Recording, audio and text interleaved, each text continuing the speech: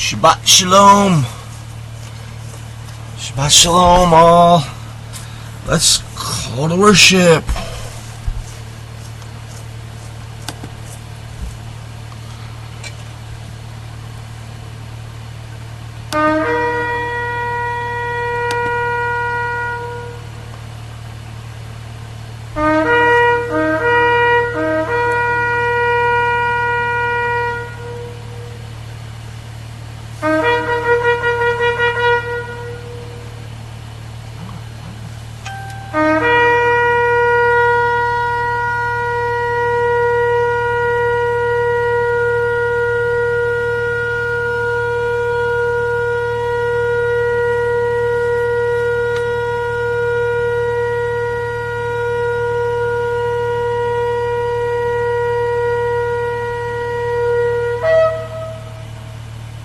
Aliya!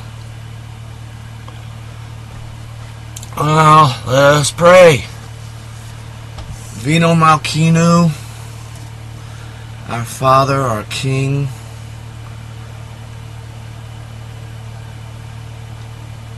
just staying in your presence.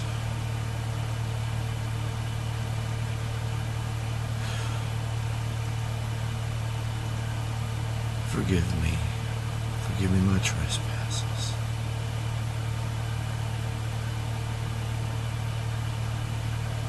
Deliver me from evil. Come into our midst. Help me to teach. Help us to learn together. Help us to worship together. Inhabit us. Inhabit our praise. And just be the center of our lives. Part of our lives. Hashem Yosh HaMashiach. Amen. Now, let's see.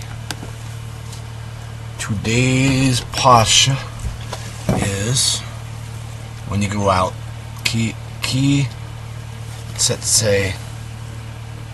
Tetze, when you go out.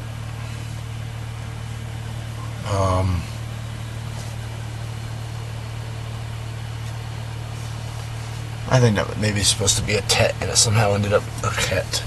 Ket, but it's probably supposed to be a tet. This is tetze.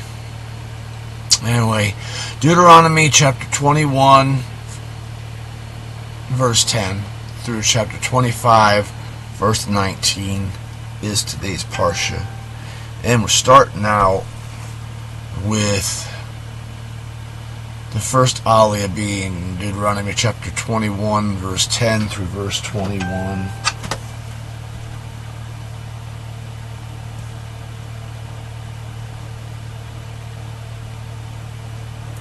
And I shall set do not disturb on my phone, so hopefully we stop getting stupid phone beeps.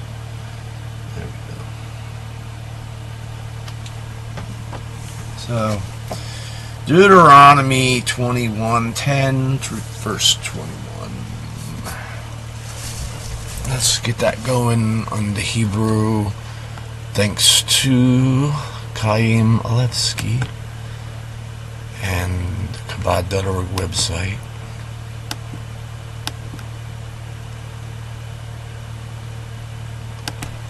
We're not affiliated. I don't think we're affiliated. They just provide a service, and I'm grateful for it.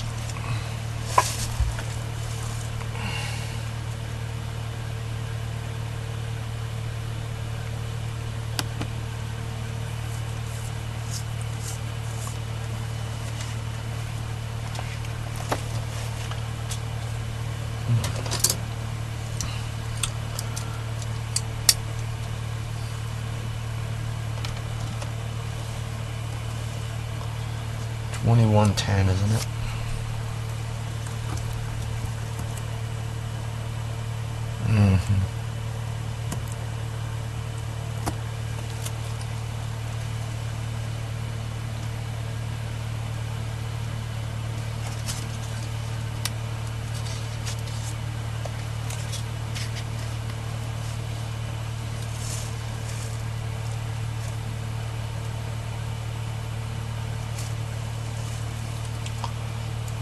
Here we go.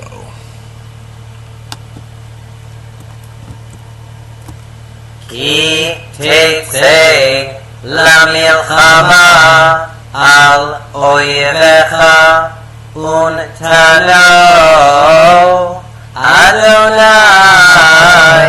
אלוהיך בידיך ושבית שביו וראית בשביה אשת יפת תואר וחשקת בה ולקחת לך לאישה והבאת אל תוך ביתך וגילך את ראשה ועשית את ציפורניה והסירה את שמלת שבייה מעליה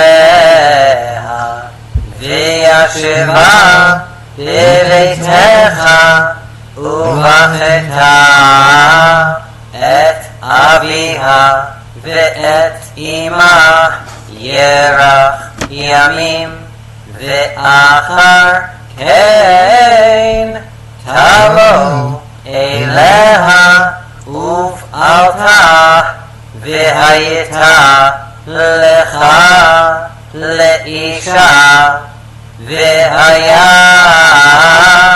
אם לא חפצת בה ושילחת לנפשה ומחור לא תמכרנה בכסף לא תתעמר בה תחת אשר עיניתה כי תהיינה לאיש שתי נשים האחת אהובה והאחת שנואה וילדו לו בנים האהובה והשנואה והיה הבן הבכור לשנאה והיה ביום הנחילו את בניו את אשר יהיה לו לא יוכל לבקר את בן האהובה על פני בן השנואה הבכור כי את הבכור בן השנואה יכיר לתת לו פי שניים בכל אשר יימצא לו כי הוא ראשית אונו לו משפט הבכורה כי יהיה לאיש בן סורר ומורה איננו שומע בקול אביו ובקול אמו ויסרו אותו ולא ישמע עליהם ותפסו בו אביו ואמו והוציאו אותו אל זקני עירו ואל שער מקומו ואמרו אל זקני עירו בינינו זה סורר ומורה איננו שומע בקולנו זולל וסובב ורגמו כל אנשי עירו ואבנים ומת וביערת הרע מקרבך וכל ישראל ישמעו ויראו. Okay, so that is the end of the chanting in Hebrew for that first aliya, Deuteronomy chapter 21, verse 10 through verse 21. Now I'll read it in English, and we'll read together in English. And let's see. When you go out to battle against your enemies, and Yahweh, your Elohim, has given them into your hands, and you have taken them captive, and you have seen in the captivity a woman, a beautiful face, and you desire her, even to take her to you for a wife, then you shall bring her into the midst of your household, and she shall shave her head, and prepare her nails, and shall remove the clothing of her captivity from her, and shall live in your house, and shall bewail her father and her mother a month of days. Then afterward you shall go into her, and shall marry her, and she shall be a wife to you. And it shall be, if you do not delight in her, you shall send her away at her desire. Then you shall not at all sell her for silver. You shall not treat her as a slave, because you have humbled her. If a man has two wives, the one loved and the other hated, and they have borne him sons, both the loved one and the hated one, and the firstborn was of her who was hated, then it shall be in that day that he causes his son to inherit that which he has. He may not make the son of the loved one the firstborn before the son of the hated one, he who is truly the firstborn. But he shall acknowledge the firstborn, the son of the hated one, by giving him a double portion of all that he has, for he is the first fruit of his strength. The right of the firstborn is his. If a man has a stubborn and rebellious son, who will not listen to his father's voice or his mother's voice, even though they discipline him, he will not listen to them. Then his father and his mother shall lay hold on him and bring him out to the elders of his city, to the gate of his place. And they shall say to the elders of the city, this son of ours is stubborn and rebellious. He will not listen to our voice. He is a glutton and a drunkard.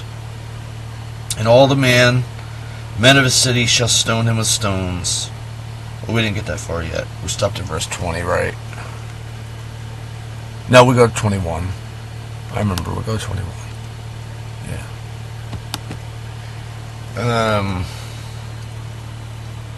And all the men of the city will stone him with stones, and he shall die. So you shall put away the evil from among you, that all Israel shall hear and fear. So, again, this is talking about a glutton and a drunkard. This is not a child. This is not a toddler telling his parents no. This is not even a teenager.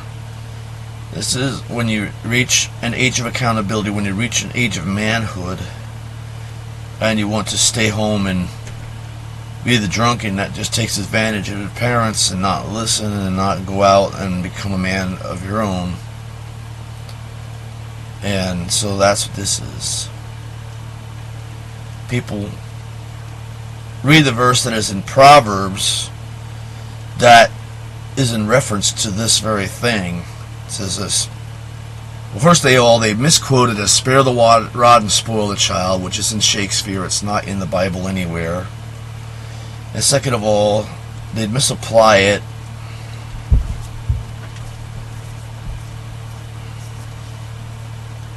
to every child when it's talking about men, grown women.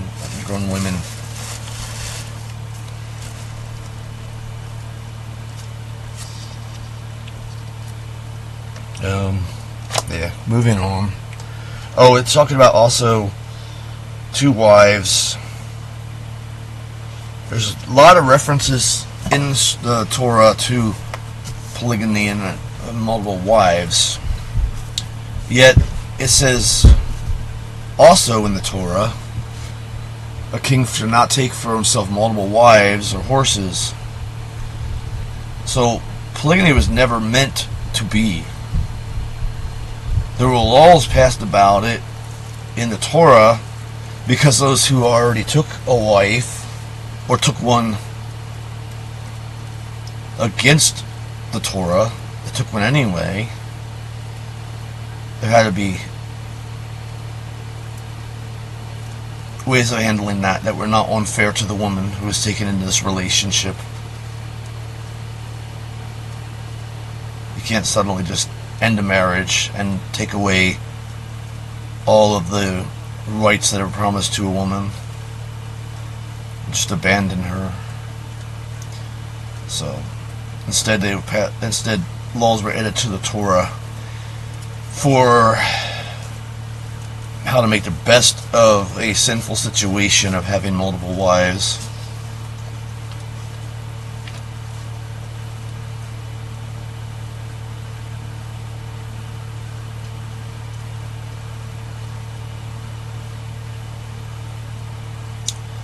Alright. Now, spoils of war, taking the wives of your enemy. Sometimes that was allowed, and other times he said that do not take them or even to kill them off. Depended on the people that were conquered.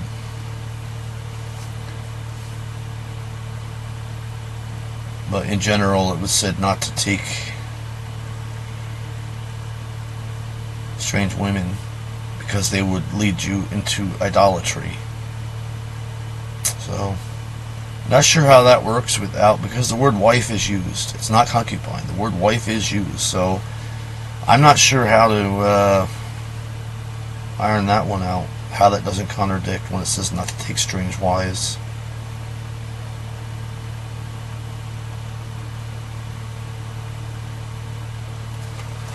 Moving on.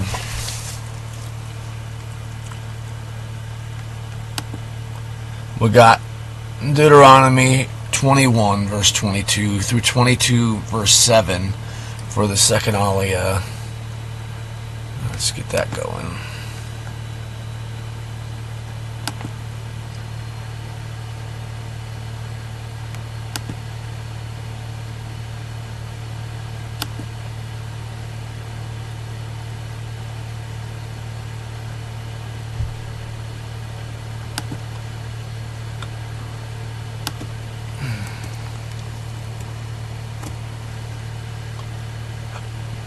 וכי יהיה ואיש חטא משפט מוות והומת ותלית אותו על עץ לא תלין נבלתו על העץ כי כבור תקברנו ביום ההוא כי קללת אלוהים תלוי ולא תטמא את אדמתך אשר אדוני אלוהיך נותן לך נחלה לא תראה את שור אחיך או את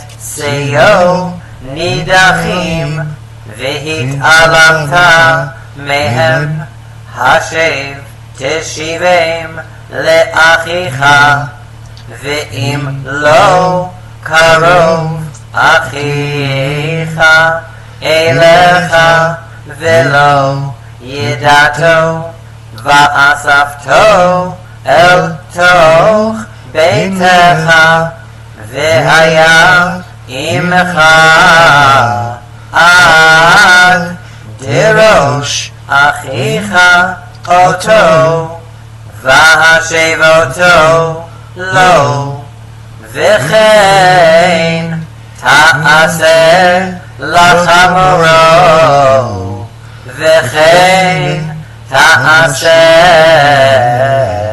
לשמלתו, וכן תעשה לכל עבודת אחיך אשר תאבד ממנו, ומצאתה לא תוכל להתעלם, לא תראה את חמור אחיך או שורו נופלים בדרך, והתעלמת מהם, הקם תקים עמו, לא יהיה חלי גבר על אישה, ולא ילבש גבר שמלת אישה, כי תועבת אדוני אלוהיך כל עושה אלה, כי יקרא כאן ציפור לפניך בדרך, בכל עץ או על הארץ, אפרוחים או ביצים, והאם רובצת על האפרוחים או על הביצים, לא תיקח האם על הבנים, שלח תשלח את האם, ואת הבנים תיקח לך, למען ייטב לך, והארכת ימים.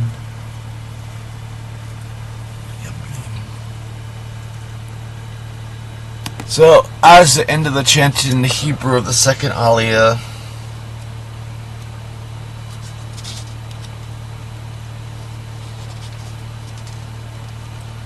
certain words definitely stick out, like beitzim means eggs.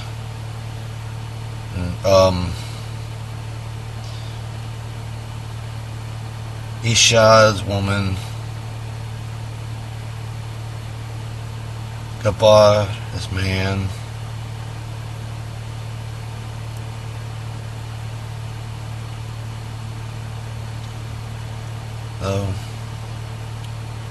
Eretz is ground or land.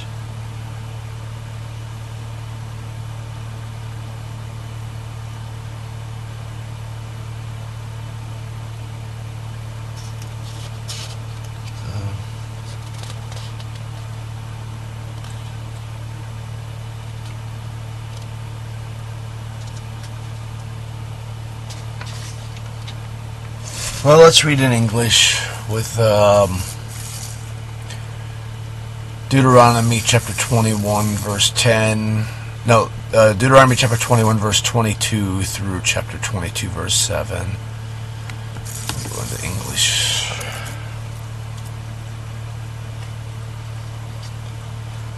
And if a man has committed a sin worthy of death, and he is put to death, and you hang him on a tree, his body shall not remain all night on the tree. You shall surely bury him the same day. For he is hanged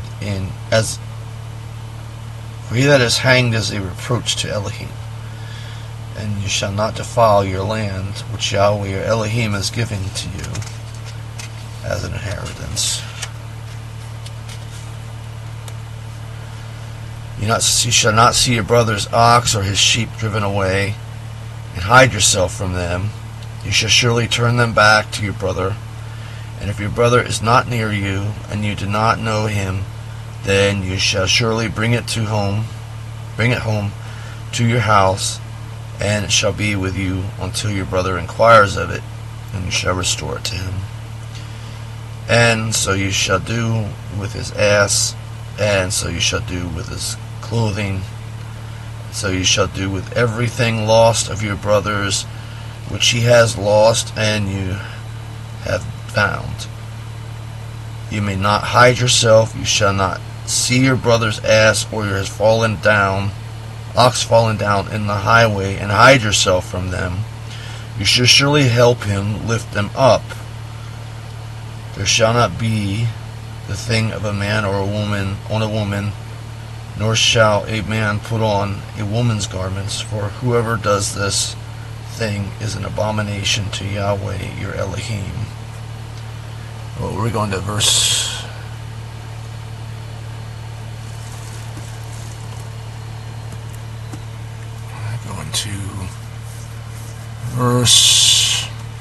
7. If a bird's nest happens to be before you in the way, in any tree, or on the ground with young ones or eggs, and the mother is sitting on the young or on the eggs, you shall not take the mother with the young. But in every case you shall let the mother go, and take the young for yourself, so that it may be well with you, and you may prolong your days. So there's a little bit of insight into the probable meaning of don't take the mother with the egg, don't boil the calf in his mother's milk. There's a probable thing. It's not saying that dairy is bad. It's saying that taking the mother and the young together is bad. I mean, from a scientific perspective, you're going to lead to extincting your food source if you do that. But also, it seems to be a fertility thing. Certain fertility religions did sick things like that. Boil the calf in the mother's milk, his own mother's milk.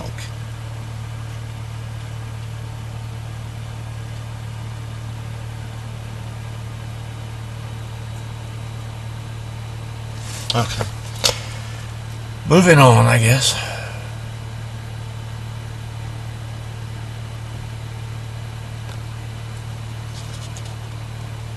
Oh, and so, yeah, as far as us, the other things, the modern perspective with animals is still applicable with animals, especially pets. But the thing is, it's not finders, keepers, losers, weepers here. It's take care of your brother. They're a nation that were they're a nation of clan tribes, so everybody was related. So everybody's your brother. In a spiritual sense, everybody's your brother that is in the faith. So you don't take advantage of people losing things, and you don't ignore people lose things. And I think from a perspective, if it's find an ox by the side of the road and you can't just ignore it, find a pet by the side of the road, you can't just ignore it, then I think also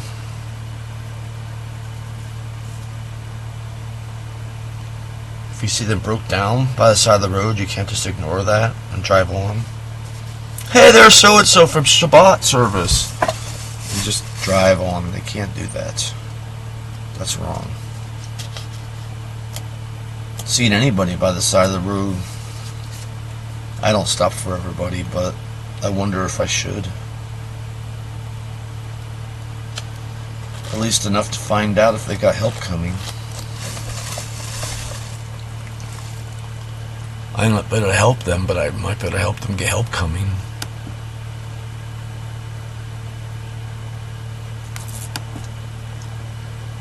Moving on to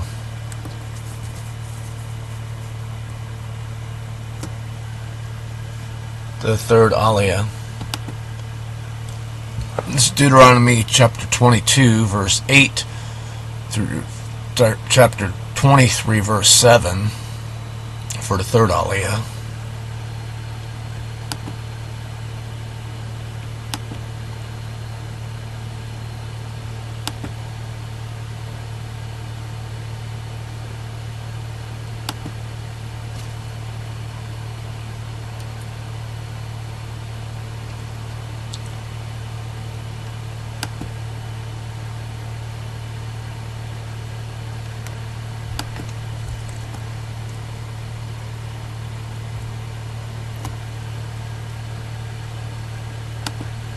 כי תבנה בית חדש ועשית מעקה לגגיך ולא תשים דמים בביתך כי ייפול הנופל ממנו לא תזרע כרמך כלאיים פן תקדש המלאה הזרע אשר תזרע ותבואת הכרם לא תחרוש בשור ובחמור יחדיו לא תלבש שעטנז צמר ופשתים יחדיו גדילים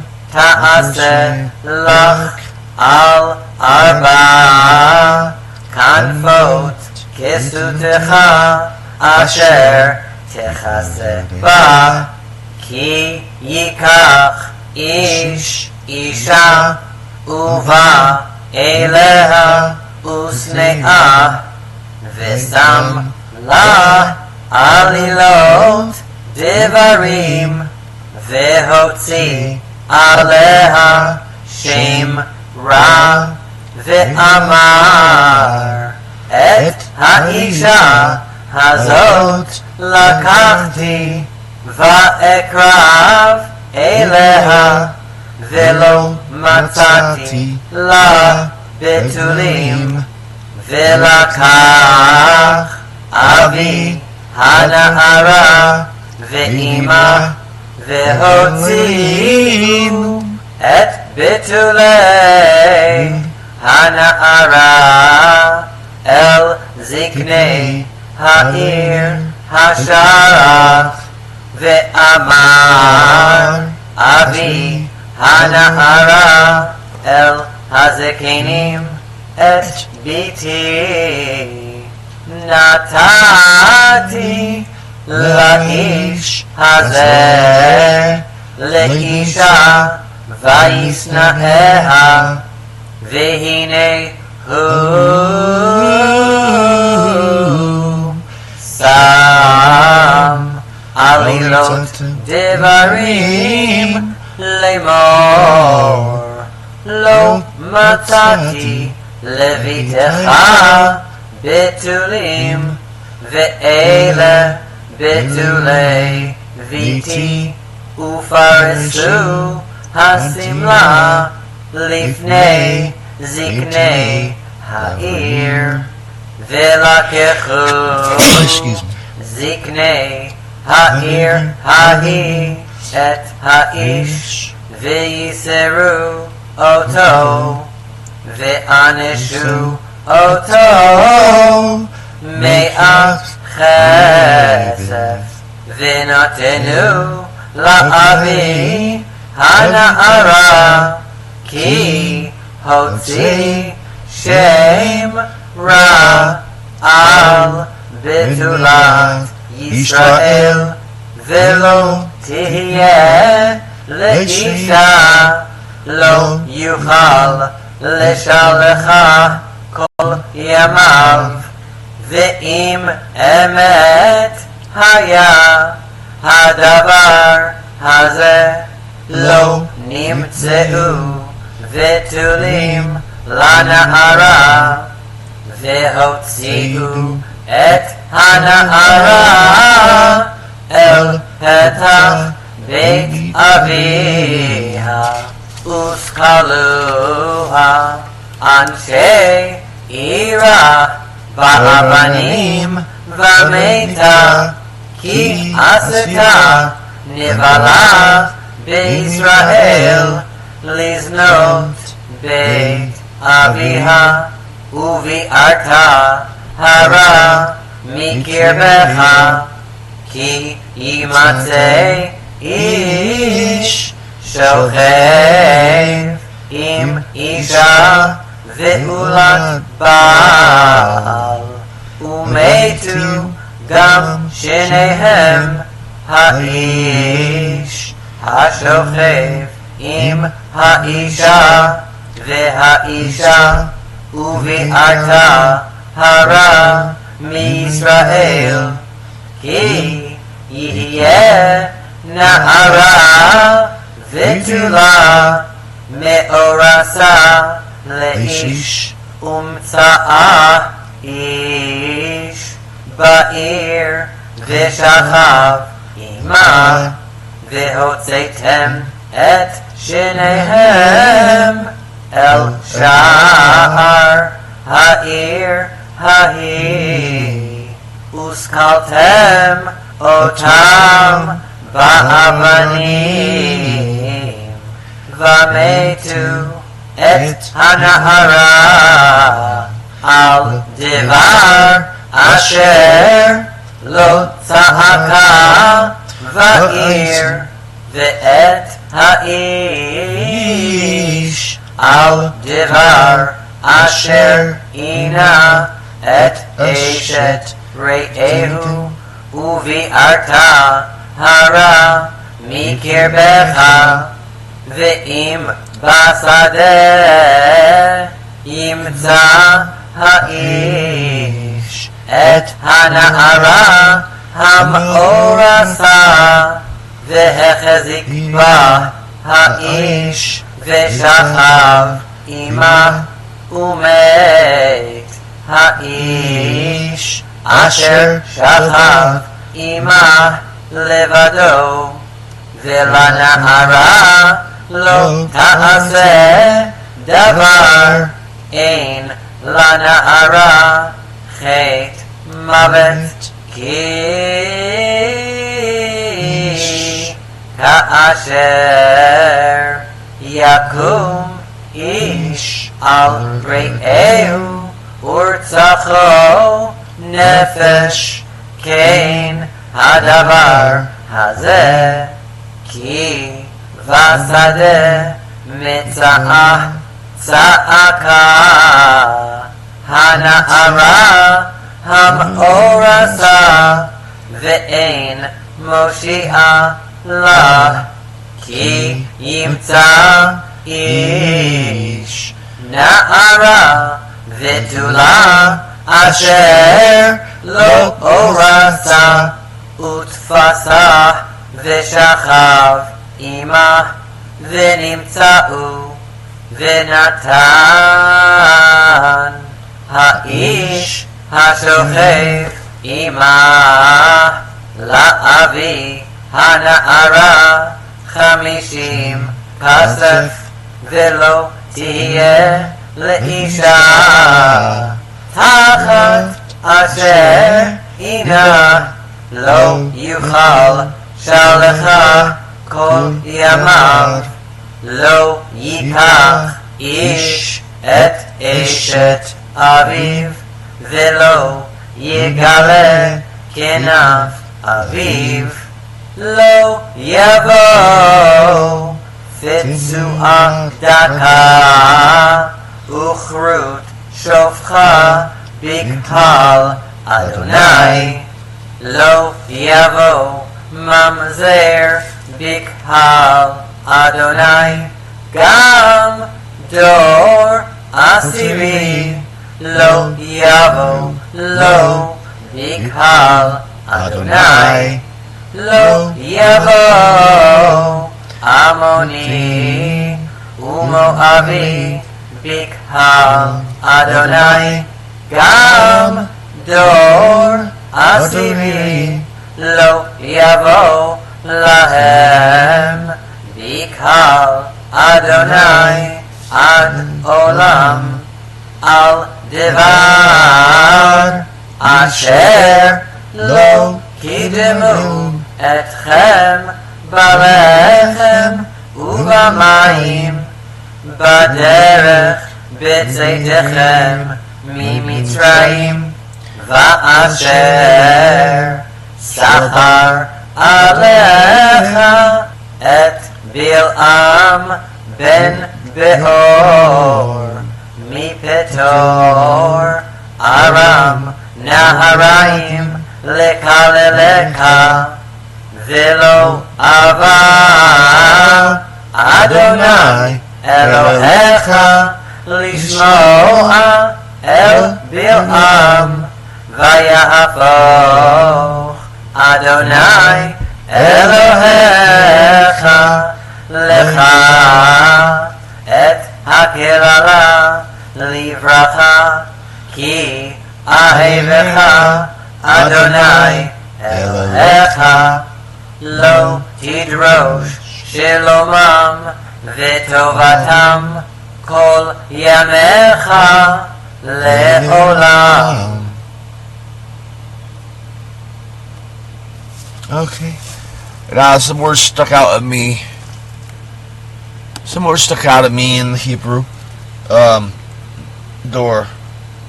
Because Vedor Lador or Ledor Vedor from generation to generation, the song. And this said door meant generation, so that just stuck out at me. I was kind of asking myself, why sometimes Ish and sometimes Gavar? There must be a difference in the meaning of man. Maybe a subtle one, but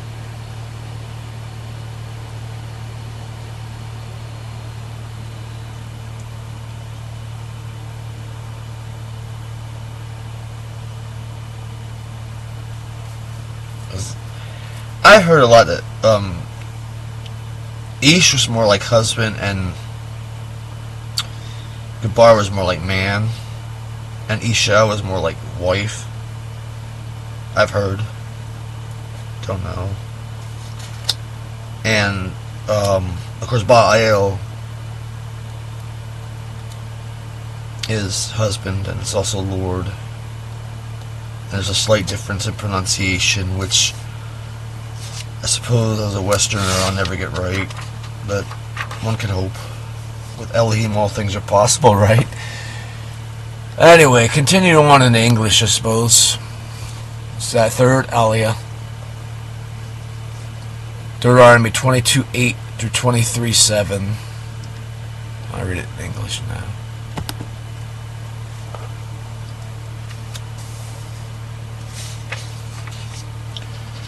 When you build a new house, then you shall make a guardrail for your roof, so that you do not put blood on your house if someone falls from it. You shall not sow your vineyard with various kinds of seeds, that the fruit of your seed which you have sown and the fruit of your vineyard not be defiled. You shall not plow with an ox or an ass together. You shall not wear a garment of different kinds of wool and linen together. You shall make tassels for yourselves on the four corners of your cloak, which you cover. If any man takes a wife and goes into her and hates her, then makes shameful charges against her and brings up an evil name on her and says, I took this woman, and when I came near her I did not find in her the tokens of virginity, then the girl's father and the mother shall take and bring the girl's tokens of virginity to the elders of the city in the gate. And the girl's father shall say to the elders, I have given my daughter to this man for a wife, and he hates her. And behold, he has laid shameful charges, saying, I have not found in your daughter the tokens of virginity, and yet these are the tokens of my daughter's virginity. And they shall spread the garment before the elders of the city, and the elders of that city shall take that man and punish him. And they shall fine him 100 pieces of silver, and give them to the girl's father, because he has caused an evil name to be spread abroad on a virgin of Israel, and she shall be his wife. He may not put her away for all his days. But if this thing is true, and the tokens of virginity have not been found for this girl, then they shall bring out the girl to the door of her father's house, and the man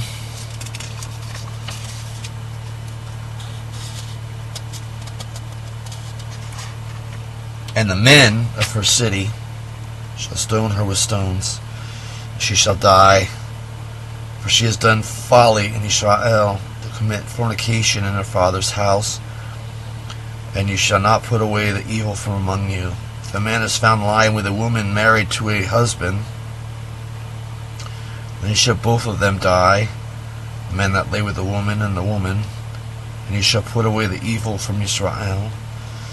If there is a girl that is a virgin betrothed to a man, and a man finds her in the city and lies with her, then you shall bring them both out to the gate of that city, and you shall stone them with stones, so that they die. The girl, because she did not cry out, being in the city, and the man, because he humbled his neighbor's wife, and you shall put away the evil from among you. But if a man finds a betrothed girl in the field, and the man seizes her and lies with her, then only the man that lay with her shall die. And you shall do nothing to the girl. The girl has no sin worthy of death, for as the man rises against his neighbor and murders him, even so is this matter. For we found her in the field, and the betrothed girl cried out, but no one saved her. If the man finds a virgin girl not being betrothed, and seizes her and lies with her, and they be found, then the man lying with her shall give to the girl's father 50 pieces of silver, and she shall be his wife, because he has humbled her. He may not put her away for all his days. A man shall not take his father's wife, and shall not uncover his father's skirt. He being wounded, crushed, or cut in the male member, shall not enter the assembly of Yahweh. An illegitimate child shall not enter into the assembly of Yahweh. Even to the 10th generation shall none of his enter into the assembly of Yahweh. An Amorite or a Moabite shall not enter into the assembly of Yahweh. Even to the 10th generation shall none of them enter into the assembly of Yahweh perpetually, because they did not meet you with bread and with water in the way when you came out of Egypt, and because they hired against you Balaam the son of Beor from Pethor or Mesopotamia to curse you. But Yahweh your Elohim would not listen to Balaam, and Yahweh your Elohim turned the curse into a blessing to you, because Yahweh your Elohim loved you. You shall not seek their peace nor their prosperity all the days perpetually. You shall not despise an Edomite, for he is your brother. You shall not despise an Egyptian, for you were an alien in his land. Sons of the 3rd generation that are born to them may enter into the assembly of Yahweh.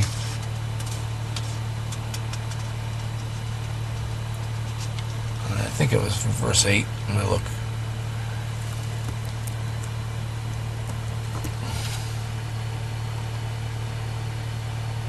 So verse 7. That's where we're at. Verse 7. Well, actually that was, you shall not despise an Egyptian, for you were an alien in his land. But that's the middle of a sentence, so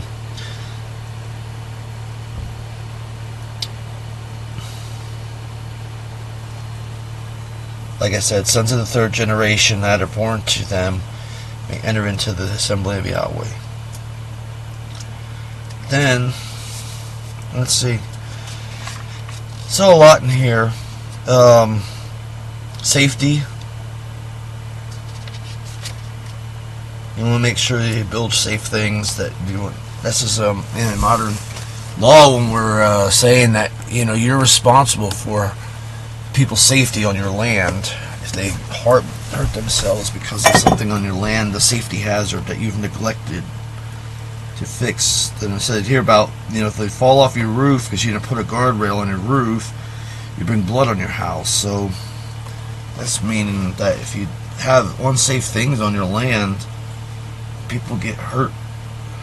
That's on you. You did that. You were not safe.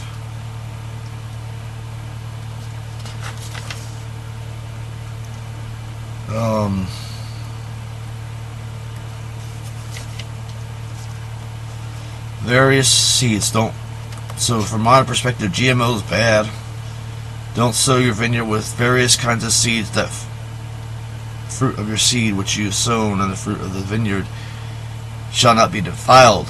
So no GMO. Don't mix things. Don't plow with an ox and an ass together. Don't mix things. Wool and linen. Don't mix your fabric. I wear, generally speaking, 100% cotton, so that I'm not mixing my fabrics together, as that is the law.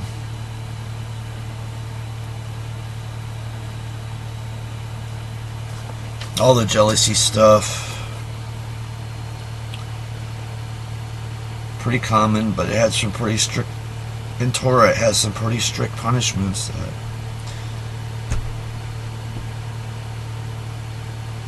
Especially for a woman that lied and said she was a virgin. But I mean, even if she didn't, when she commits that fornication, she's already guilty of a death penalty. It doesn't sound like the man is guilty of a death penalty for fornication. It doesn't sound like that. Maybe another part of Torah it does say that. So unless the woman's betrothed, or unless she's married, or unless he rapes her, then in those cases he's guilty of the death penalty.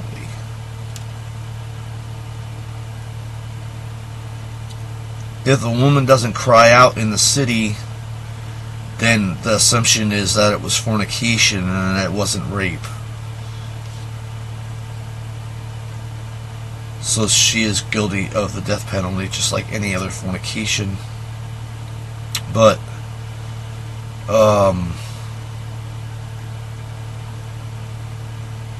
she's not in a place where, it says the field, she's in a place where nobody could hear her if she cries out, then the assumption is that she did cry out but nobody could hear her. Now, how this fits in with that case in Florida, the woman was raped on the beach with a knife at her throat and she did not cry out. The Florida had a law just like this in the Bible, that if you don't cry out, it's not rape. So the guy was let off. But the real reason she didn't cry out was because he had a blade to her throat. If she cried out, he'd kill her. So I'm not sure. I'm sure Elohim is merciful, and that we're supposed to look at the Torah with a little bit of common sense. And the point is not where she's at and whether or not she cries out. The point is in, was she able to cry out? Is she just trying to say, ooh, I have regrets about this, so he raped me?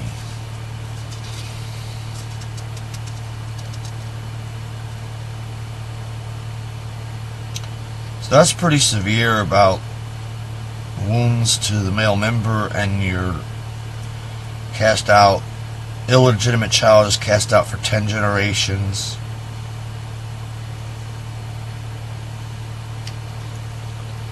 And there's these different nations that are treated differently. Amorites and Moabites cannot enter into Israel.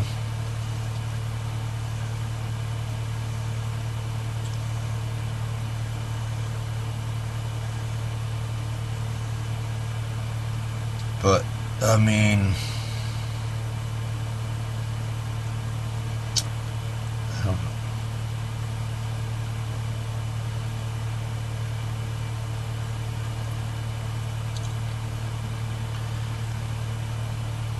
Edomites and Egyptians have to be allowed to come into Israel. Have to be allowed to marry in or whatever.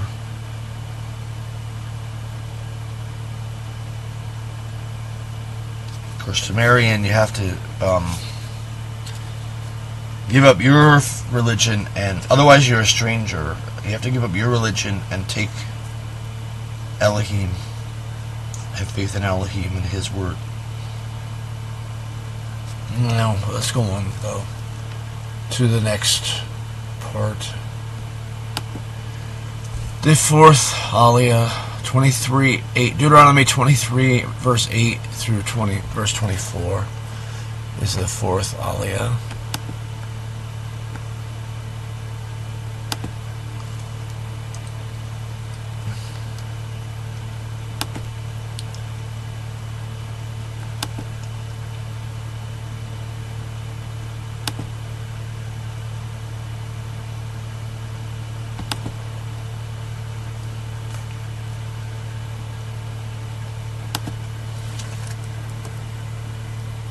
Lo teta'ev adomi ki achicha hu.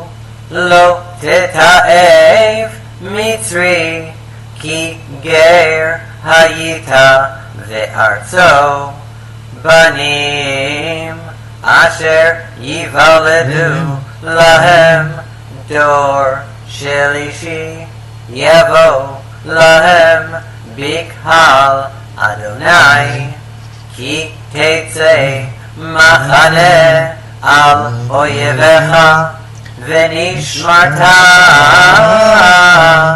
mikol davar ra ki yihye vecha ish asher lo yihye tahor mikirei laila veyatza El michutz lamachane lo yavo el tov hamachane vehaya lifnot erev yirchatz b'mayim uchvo hashemesh yavo el tov hamachane veyad tiyeh lecha מחוץ למחנה ויצאת שמה חוץ ויתד תהיה לך על אזניך והיה בשבתך חוץ וחפרת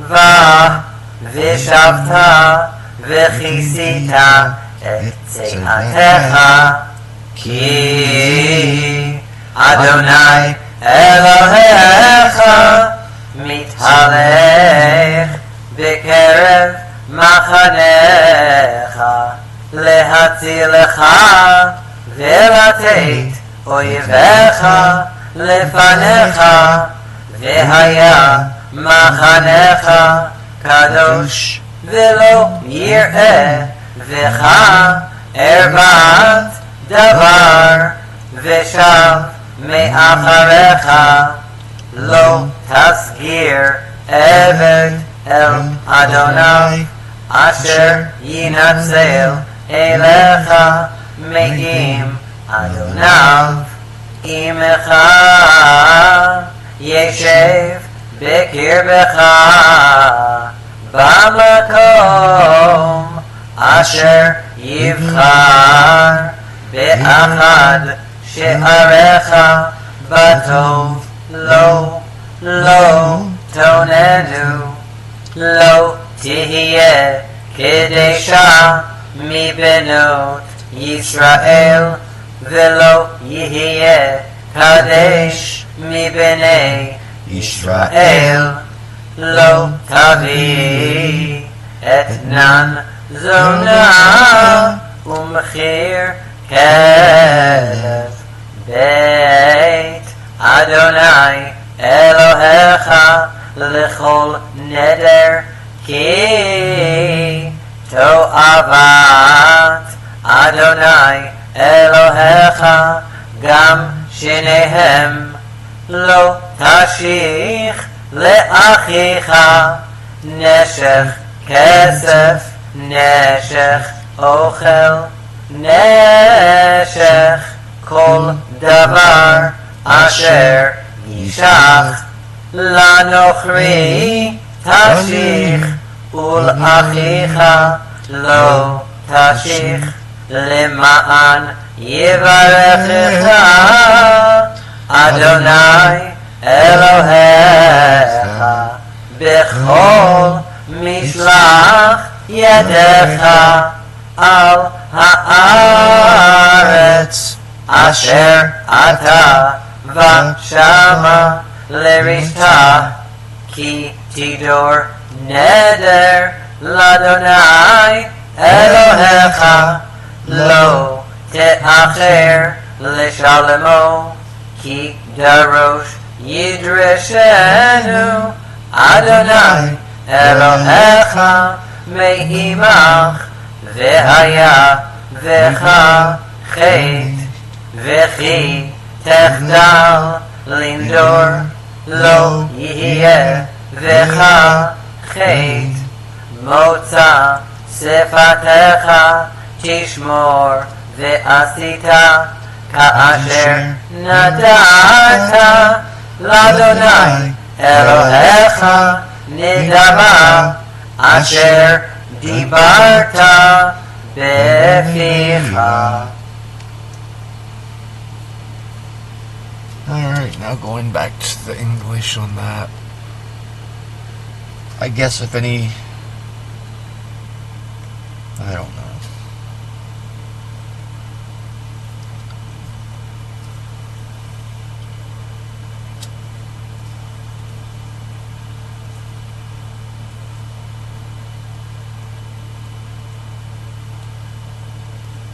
I'll go to English.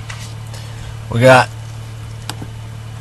the fourth aliya, Deuteronomy 23, verse 8 through verse 24. I'll read it in English.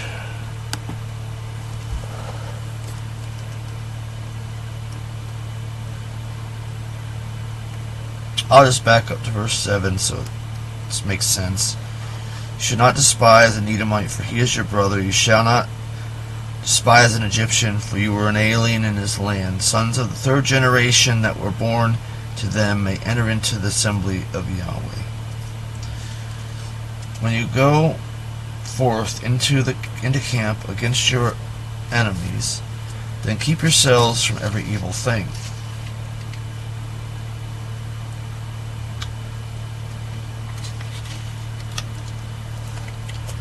If there is among you any man who is not clean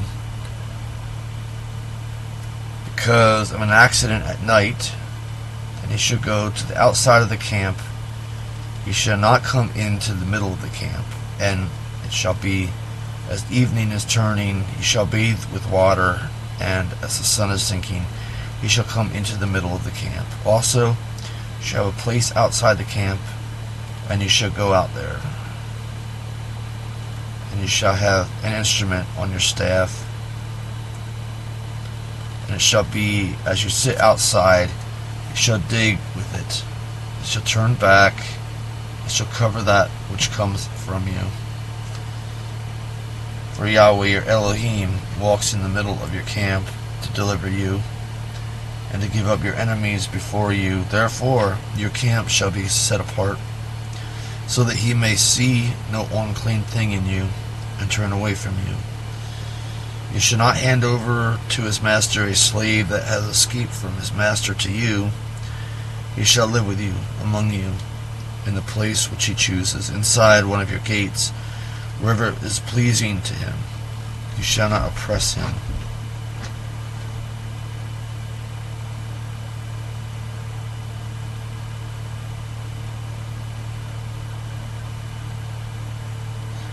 Therefore, there shall be no harlot among the daughters of Israel, nor shall there be a homosexual among the sons of Israel. You shall not bring the hire of the harlot, or the price of a dog, which a dog is a whoremonger, into the house of Yahweh your Elohim, for any vow. For even both of these are an abomination to Yahweh Elohim. You shall not lend interest to your brother, interest of silver, interest of food, interest of anything which is loaned at interest. So that's usury. You may lend to a stranger, but you may not lend at interest to your brother, so that Yahweh or Elohim may bless you in all that you put your hand to, in the land where you go to possess it. When you shall vow a vow to Yahweh Elohim, you shall not delay to perform it, for Yahweh Elohim will certainly require it of you, and it shall be sin to you. But if you shall forbear to vow, it shall be no sin to you. That which has gone out from your lips, out of your lips you shall keep and shall do it, according as you have vowed, as a freewill offering to Yahweh Elohim. Do even that which you have promised with your mouth.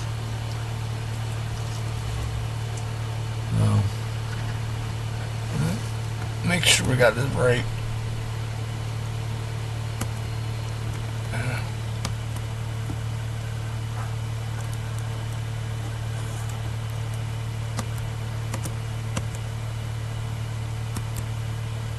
So, fourth aliya. We're going to verse 24. Okay. When you come in your neighbor's vineyard, then you may eat grapes to your fill at your pleasure, but you shall not put any in your vessel.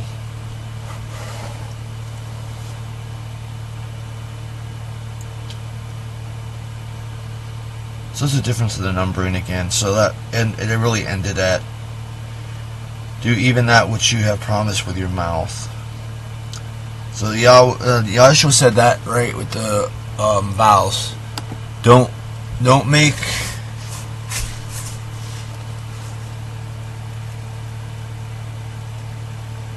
vows, but let your yeas be yeas and your nays be nays. You don't have to swear on things. Just do what you say.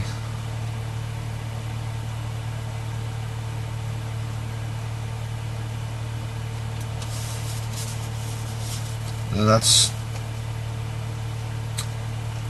really part of what I'm learning more. Shut your mouth, don't say so many things. If you don't say so many things, you're less likely to promise things, less likely to make vows.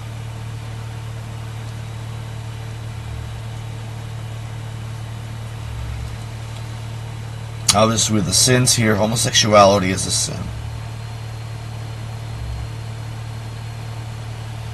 Very clear. It's a literal translation, so the words are translated exactly what they mean in the Hebrew.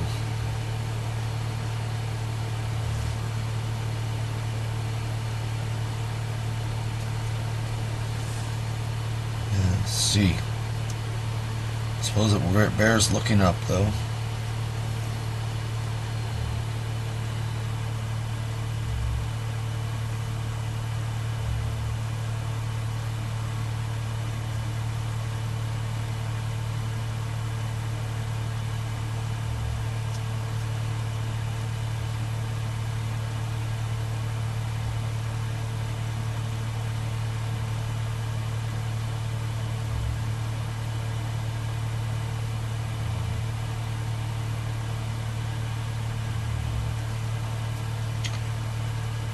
Kadesh 6945 in the Strong's Concordance. 6945, did I say? Yes.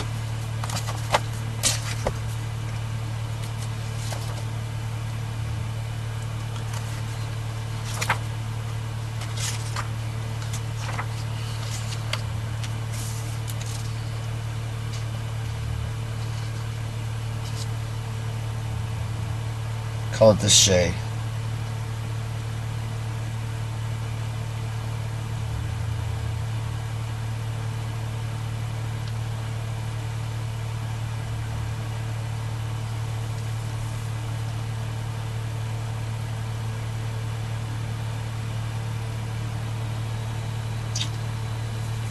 This is a sacred person, a male devotee by prostitution to licentious idolatry, sodomite, unclean. So it's from 6942, Kadesh, to be, make, pronounce, or observe as clean. Consecrate, dedicate, defile, hallow. Keep, prepare, proclaim, purify, sanctify. It sounds to me like they are talking about male prostitutes for priests of pagan religions. It doesn't much matter because it's talking about homosexuality.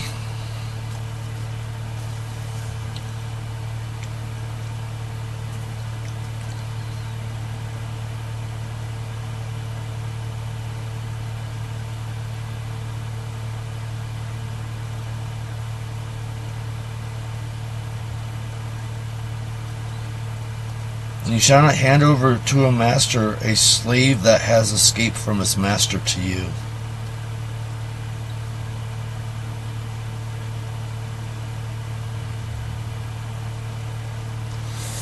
So, no handing over slaves. So that makes it interesting. The Book of Philemon more. So.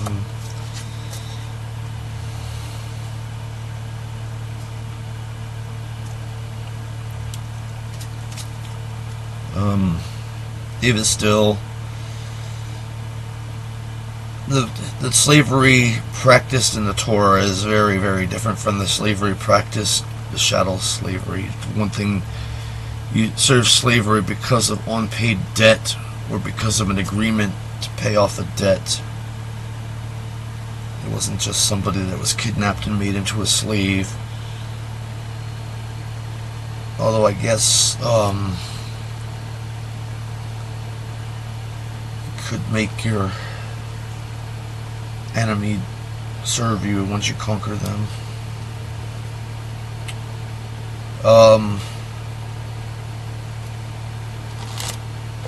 One thing I know about Torah, slavery in Torah, you did not lose any sexual rights. You could not be forced into breeding or anything like that, like this was often done in chattel slavery.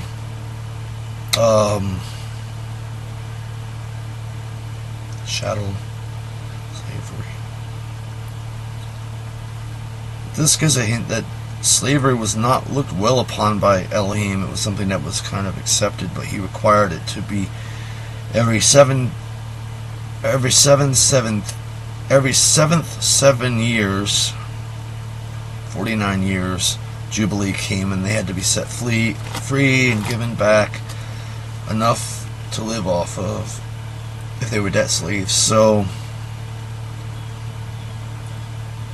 here another thing we're seeing, that if they run away, you don't return them to the master, you let them live freely among you. Okay.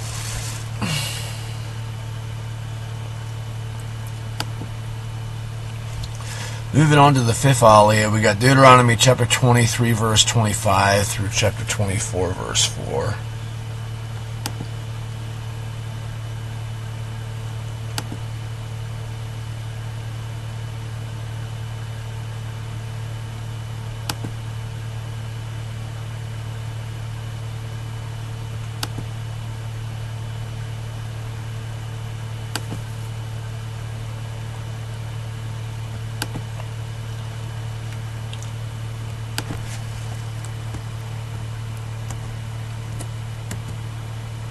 כי תבוא וכם רעך ואכלת ענבים כנפשך שובעך ואל כלייך לא תיתן כי תבוא בקמת רעך וכתבת מלילות בידיך, וחרמש לא תניף על קמת רעך, כי ייקח איש אישה ובעלה, והיה אם לא תמצא חן בעיניו, כי מצא וערוות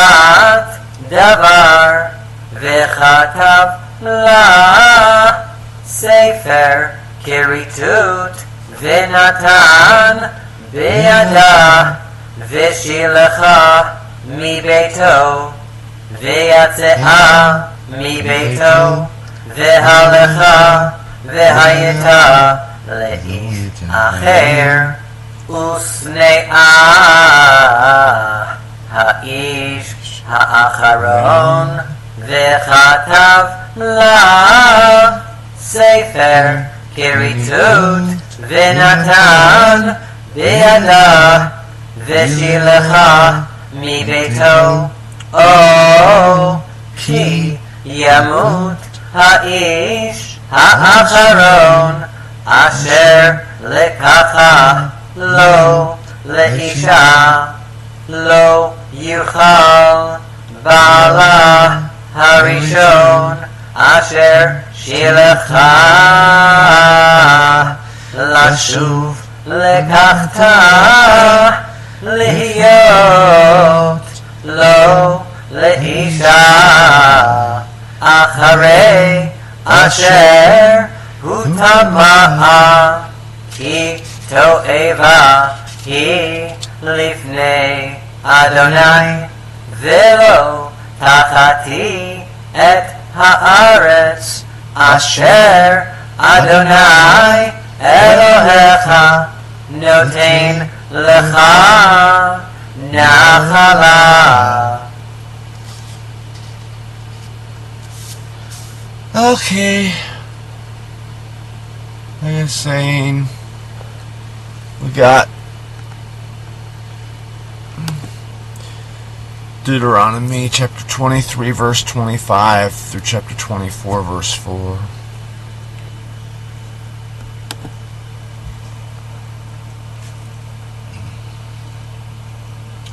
When you come into your neighbor's standing grain, well, we'll go back to 24 so it makes sense.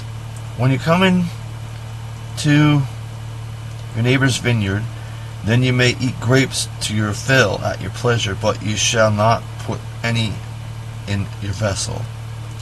When you come into your neighbor's standing grain, then you may pluck heads with your hand, but you shall not move a sickle into your neighbor's standing grain.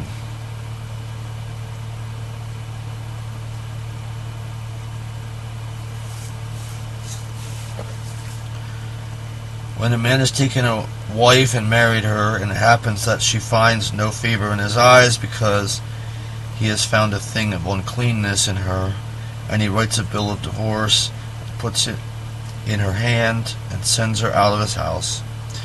And if she leaves his house and goes and becomes another man's wife, and the later husband hates her and writes a bill of divorce and puts it in her hand, and sends her out of his house, or if the latter husband who took her to be his wife dies, or former husband who sent her away is not to take her again to be his wife after she is defiled. So, like it's saying, those who still practice divorce, I've had to, didn't want to.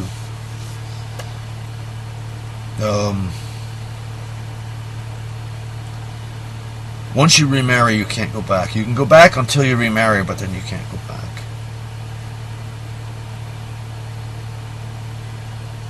So,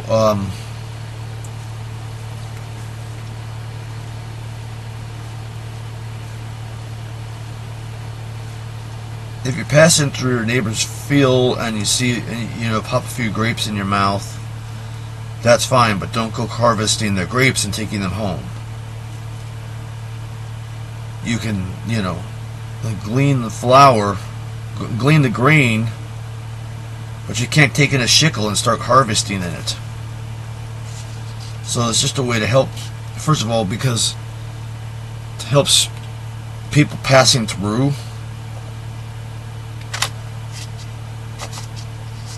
Like I said, hotels, and you can hear a lot about this on different YouTube videos, that hotels and motels and that are a relatively new thing.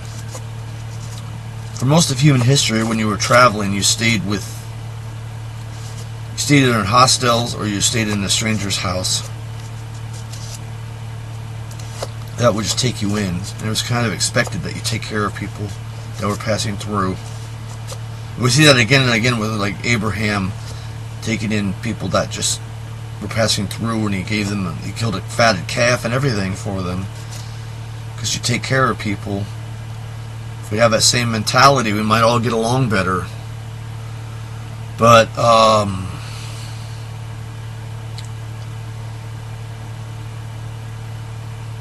so it was expected that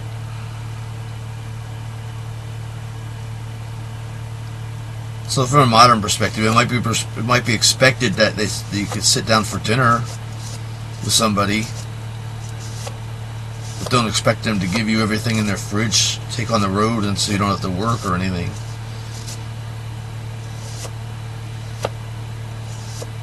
And we see this with the apostles, and they were picking the grain.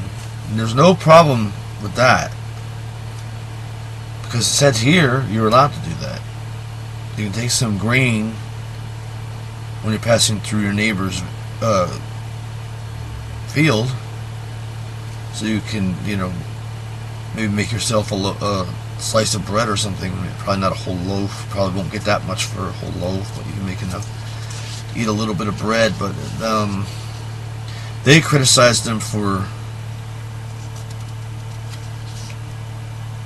picking it on Shabbat, and for picking it with unwashed hands. And that's just an added thing. There's no command in Torah to wash your hands before you pick grain.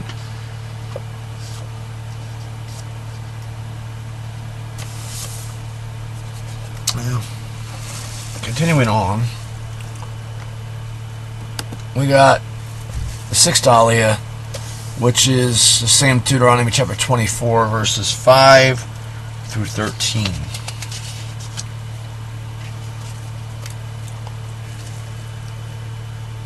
And this is the sixth aliya.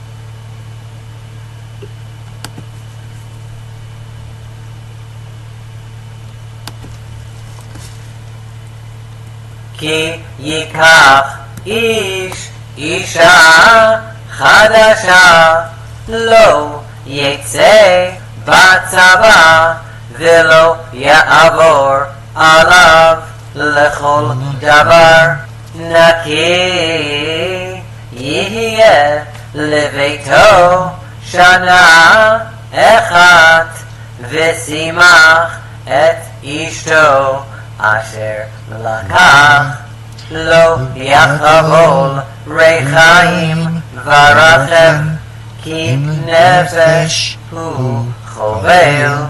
כי ימצא איש גונב נפש מאחיו מבני ישראל, והתעמר בו ומכרו, ומת הגנב ההוא, וביערת הרע מקרבך.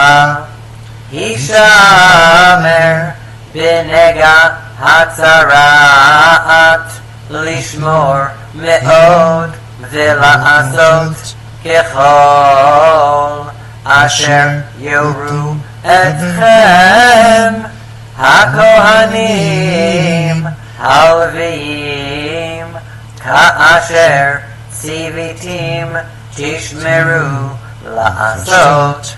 זכור את asher asa Adonai Elohecha leMiriam baderech b'tzeitechem mimitzrayim ki tashe v're'acha masa'at me'uma lo tavo el beito la'avot avoto bachutz ta'amod v'ha'ish asher ata noshe vo yotzi elecha et ha'avot hachutza ve'im ish ani hu lo tishkav ba'avoto tashiv lo et ha'avot kivo hashemesh v'shachav b'salmato uveirecheka ulcha tihye tzedakah lifnei Adonai Elohecha. So, continuing on, the sixth aliya, Deuteronomy chapter 24, verse 5 through 13.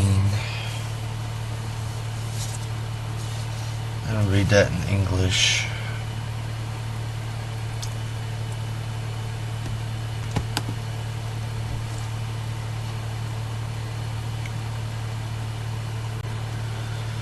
When a man has taken a new wife, he shall not go out to war, and he shall not be given any duty. He shall be free at his own house for 1 year, and shall gladden his wife whom he has taken. No one shall take in pledge the lower and upper millstone, for he is taking a man's life to pledge. If a man is found stealing a person of his brothers, of the sons of Israel, and has dealt with him as a slave and sold him, then that thief shall die, and I shall put away evil from among you.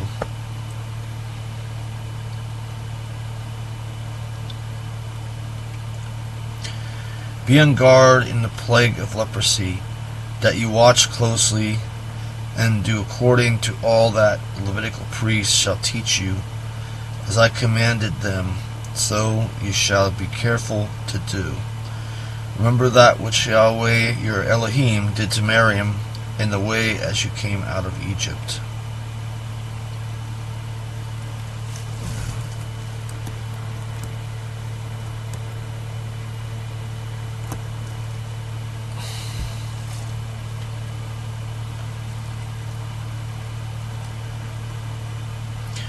When you lend your neighbor any kind of loan, you shall not go to his house to get his pledge.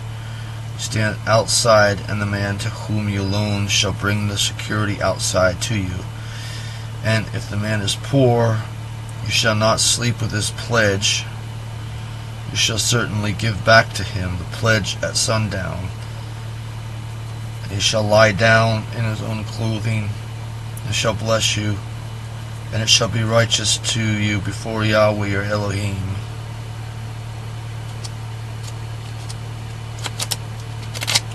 So,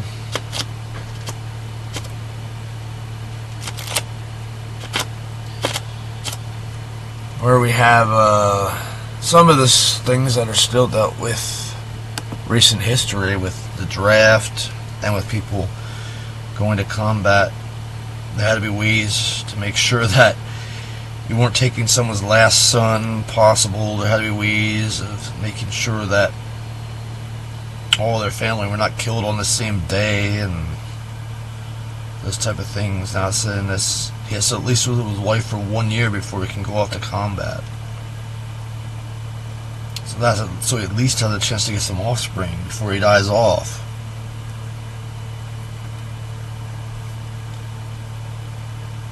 So you can't take the lower and upper millstone for a pledge. So that basically grind. You take someone's only means of livelihood away from them. So, I got wonder today, would that be like taking their car when it's the only way they can drive to work?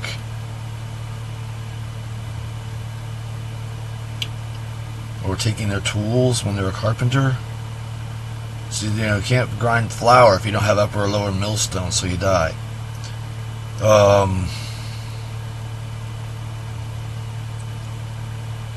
Here, if you take a person and sell them as a slave, you put to death. So what's the penalty? What should the penalty be for human trafficking? Death, says it. And I don't think we got that far. That too.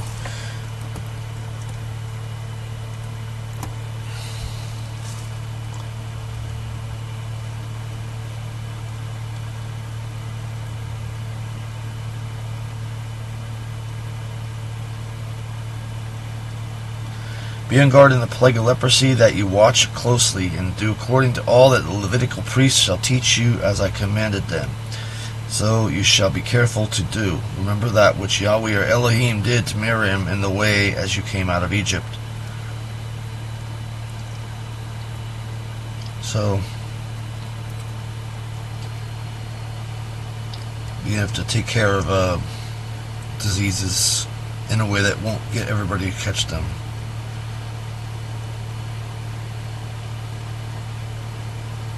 When you lend your neighbor any kind of loan, you shall not go to his house to get the pledge.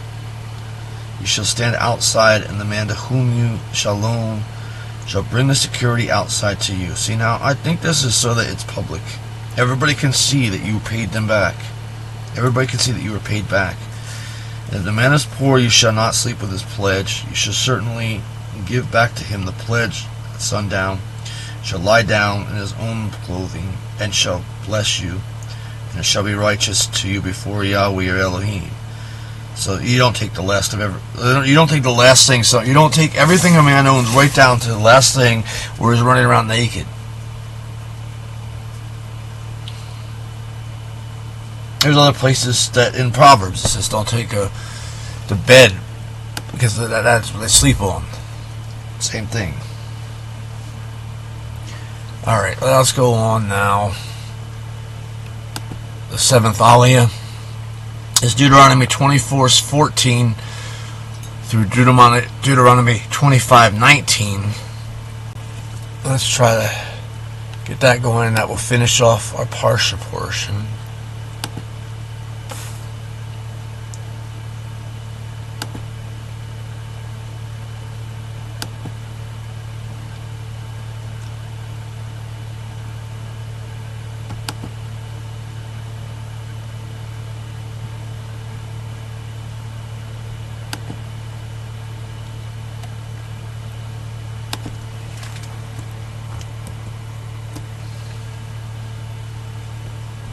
Lo ta'asok sachir ani ve'evyon me'achecha o migerecha asher be'artecha bish'arecha biyomo titain secharo velo tavo alav Hashemesh ki ani hu ve'elav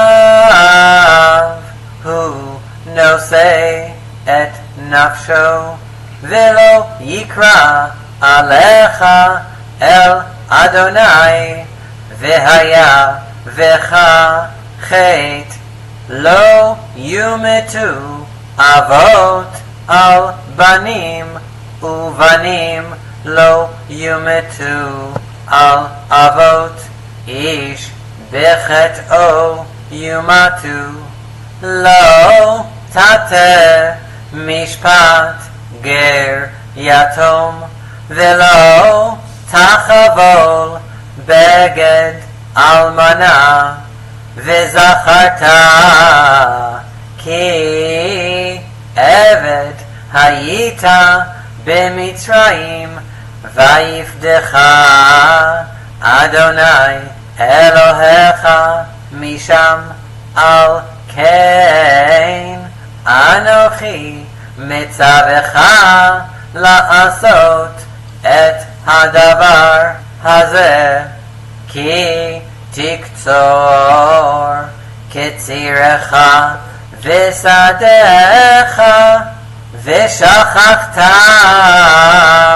אומר בשדה, לא תשוב לקחתו לגר, ליתום ולאלמנה יהיה, למען יברכך אדוני אלוהיך בכל מעשה ידיך, כי תחבוט זיתך, לא תפאר אחריך לגר, ליתום ולאלמנה יהיה, כי תבצור כרמך, לא תעולל אחריך לגר, ליתום ולאלמנה יהיה.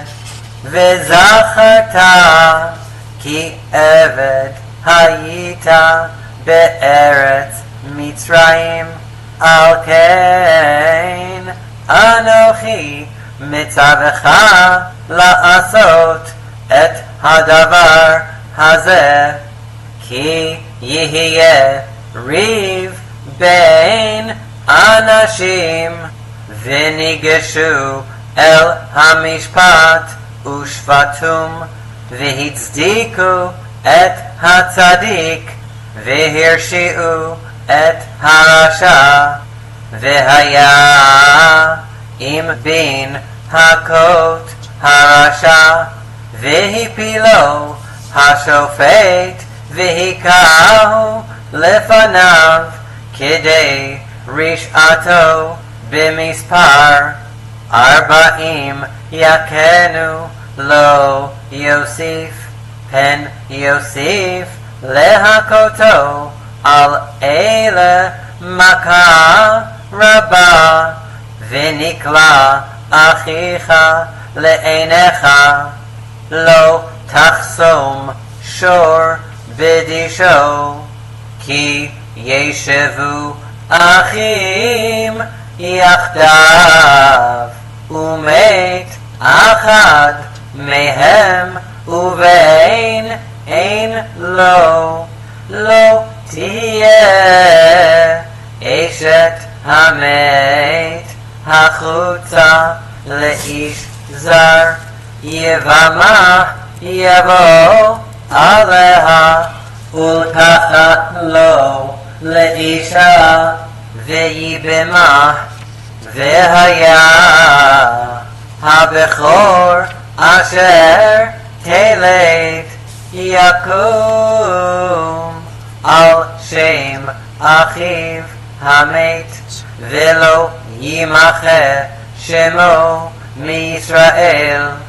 ואם לא יחפוץ האיש לקחת את יבימתו, ועלתה יבימתו השערה אל הזקנים, ואמרה מעין יבמי להקים לאחיו שם בישראל, לא אבה יבמי. וקראו לו זקני עירו, ודיברו אליו, ועמד ואמר, לא חפצתי לקחתה. וניגשה יבימתו אליו לעיני הזקנים, וחלצה נעלו מעל רגלו, וירקה בפניו, וענתה ואמרה, ככה יעשה לאיש אשר לא יבנה את בית אחיו, ונקרא שמו בישראל בית חלוץ הנעל, כי ינצו אנשים יחדיו איש ואחיו, וקרבה אשת האחד להציל את אישה מיד מכהו, ושלחה ידה והחזיקה במבושיו, וקצותה את כפה, לא תחוס עיניך, לא יהיה לך בכיסך אבן ואבן, גדולה וקטנה, לא יהיה לך בביתך איפה ואיפה, גדולה וקטנה, אבן שלמה וצדק יהיה לך, איפה שלמה וצדק יהיה לך, למען יאריכו ימיך על האדמה אשר אדוני אלוהיך נותן לך, כי תועבת אדוני אלוהיך כל עושה אלה, כל עושה עוול, זכור את אשר עשה לך עמלק בדרך בצאתכם ממצרים, אשר קרך בדרך, ויזנב בך כל הנחשלים אחריך, ואתה עייף ויגע, ולא ירא אלוהים, והיה בהניח אדוני אלוהיך לך מכל אויביך מסביב, בארץ אשר אדוני אלוהיך נותן לך נחלה לרשתה, תמחה את זכר עמלק מתחת השמיים, לא תשכח. Alright, now the end of the chanting in Hebrew, so we'll continue on and finish reading English, the 7th aliya. Deuteronomy 24:14 through the whole chapter of 25, verse 19. 24:14.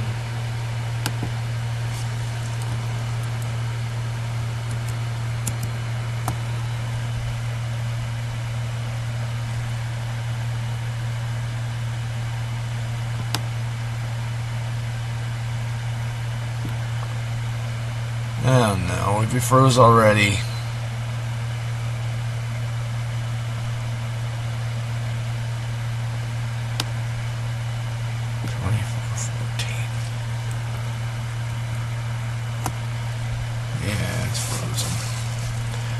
I could try to fix it, but lately it has not been fixing. I don't know why.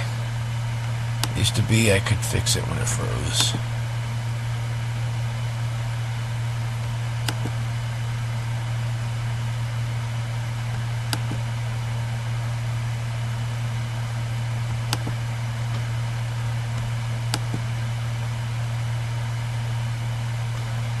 Yep, I don't know why. It doesn't let me fix it anymore when it freezes. It used to. Well, let's just get on with the reading of it. Well, I have no camera. 24:14 through 25.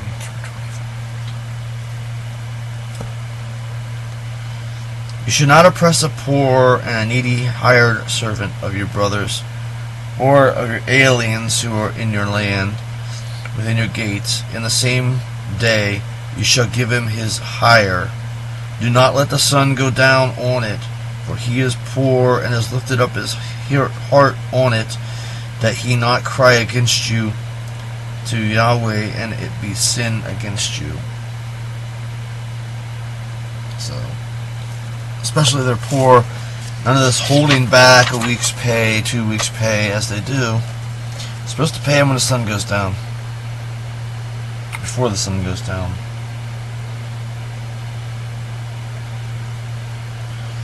The fathers shall not be put to death for sons, and sons are not put to death for fathers. They each shall be put to death for his own sin. You shall not pervert judgment of an alien or of an orphan, and you shall not take a widow's garment as pledge. But you shall remember that you were a slave in Egypt, and Yahweh your Elohim redeemed you from there. For that reason I command you to do this thing. When you cut down your harvest in your field, and have not forgotten the sheaf in the field, and you shall not turn back to take it, it shall be there for the alien, for the orphan, and for the widow, so that Yahweh your Elohim shall bless you in all the work of your hand. When you beat your olive tree, you shall not search the branch behind you. It shall be for the alien, for the orphan, for the widow. When you gather the grapes of the vineyard, you shall not clean it afterward. It shall be for the alien, for the orphan, and for the widow. And shall remember that you were a slave in the land of Egypt. On account of this, I am commanding you to do this thing.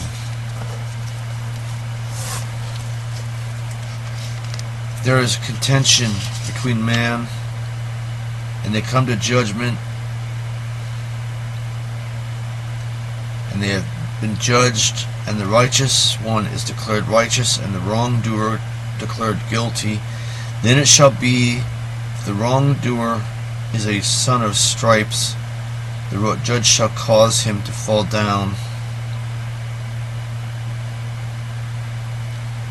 One shall strike him in his presence, enough for his wickedness. By number, he may give him 40 stripes. He shall not add more, lest it shall exceed and beat him above with many stripes. Then your brother would be dishonored before his eyes. So 39 lashes. That's why we struck to 39. Then you go on.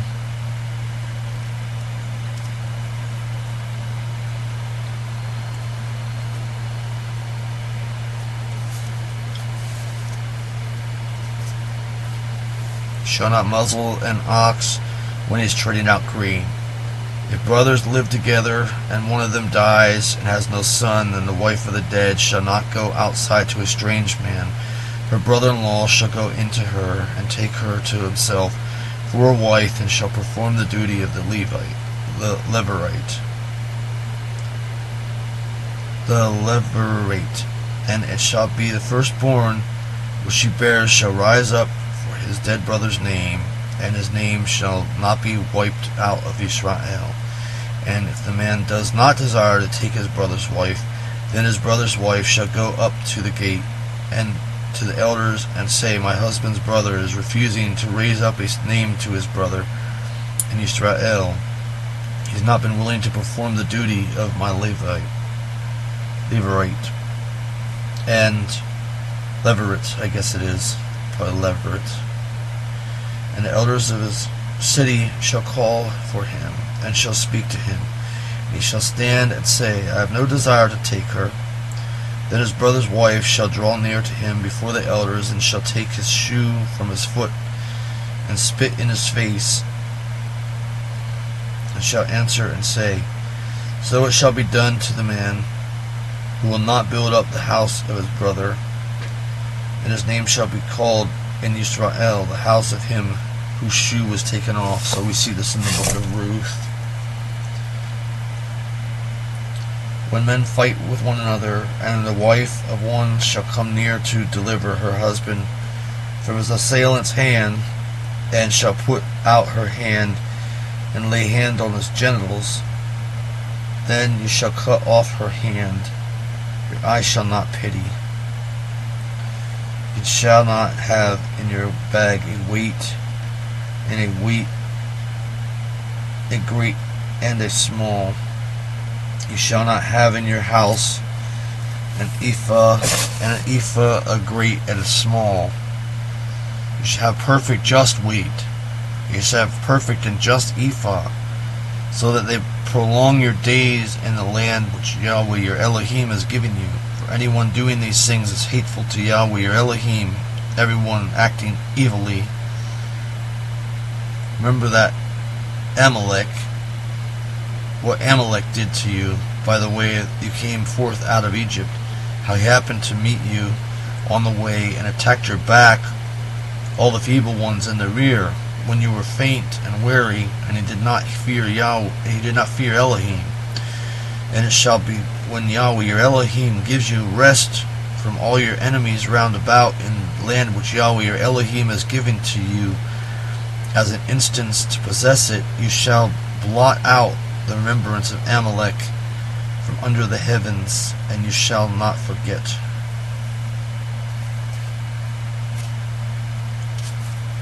So, no taking advantage of people. No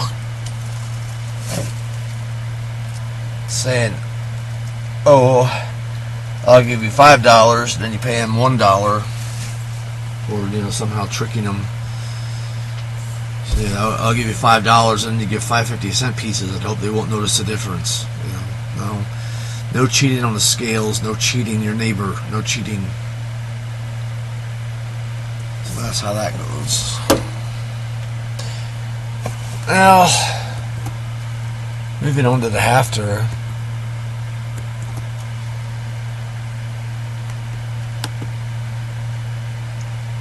And haftara, we got Isaiah 54, 1 through 10.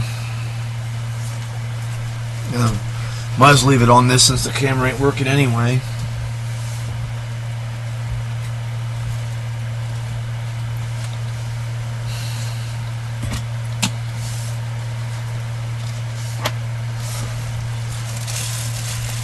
So the first 10 verses of Isaiah chapter 54.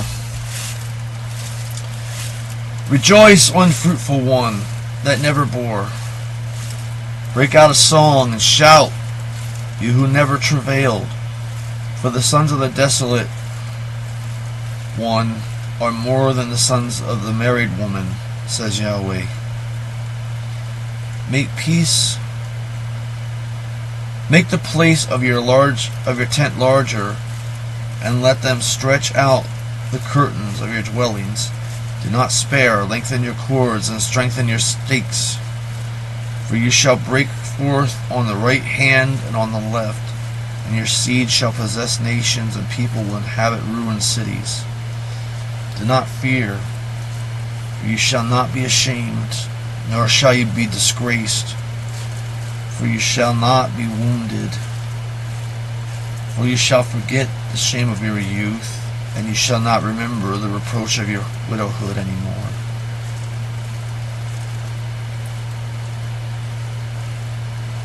For your Maker is your husband. Yahweh Sabaoth, Yahweh of hosts, is his name.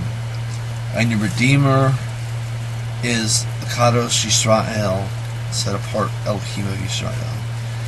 He is called the Elohim of all the earth. For Yahweh has called you as a woman forsaken and grieved in spirit, even a wife of young men, when she is rejected, says your Elohim. For a little moment I have left you, but I will gather you with great pityings, In a flood of wrath I hid my face from you for a moment, but I will have pity on you, and with everlasting kindness, says Yahweh your Redeemer. For this is the waters of Noah to me. For as I swore to refrain from passing over the waters of Noah, over the earth again, so I have sworn from being angry with you and rebuking you. For the mountains shall depart and the hills be removed, but my mercy shall not depart from you, nor shall the covenant of my peace be removed, says Yahweh, who has pity on you.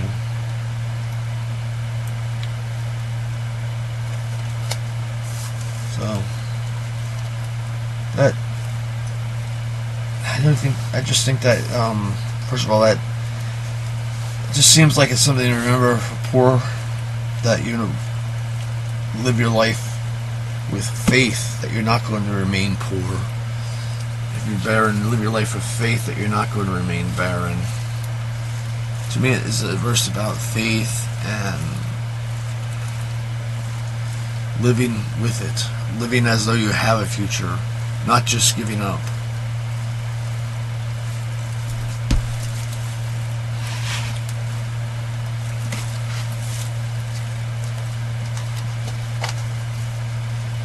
And now going on to the gospel reading, we got Matthew chapter 24, verse 29 through 42. And immediately after the affliction of those days, the sun will be darkened, and the moon will not give her light, and the stars will fall from the Shamayim, and the powers of Shamayim will be shaken. And then the sign of the Son of Man will appear in the Shamayim, and then all the tribes of the land will wail, and they will see the Son of Man coming on the clouds of Shamayim with power and with kavod.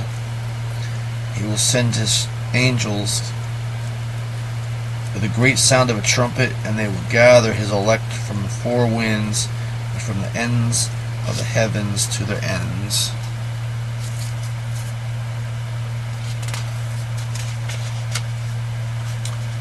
But learn the parable of the fig tree. When its branch becomes tender and it puts out leaves, you know that the summer is near.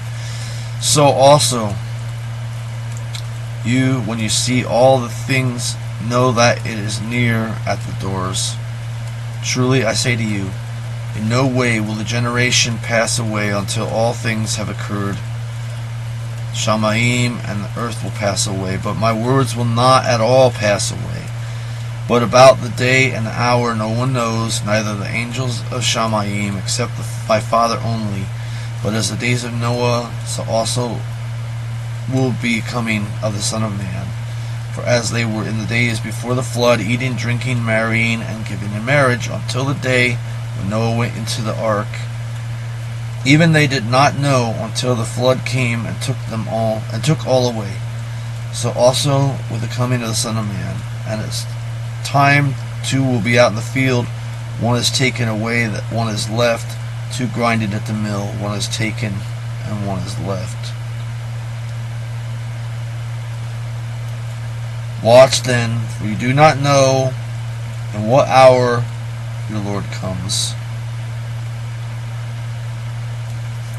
So, first off with this, anyone who says, I saw a sign, Jesus is coming back, I had a prophecy, I had a vision, Jesus is coming back, Yahshua's coming back, even if they call him by the right name, Yahshua's coming back, they don't know.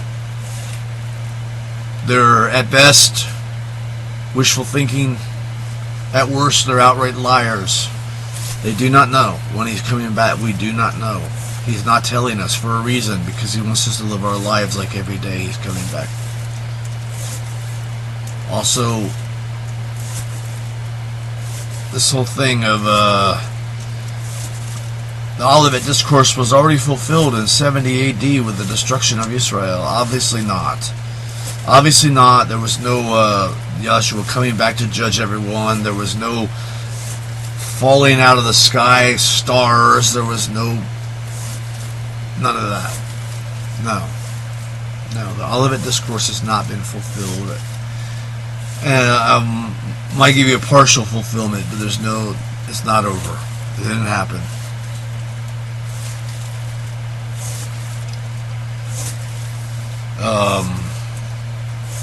Alright. Going on. We will Shema. I want to Shema. Face to the east. If that's your tradition, I do. We'll also look on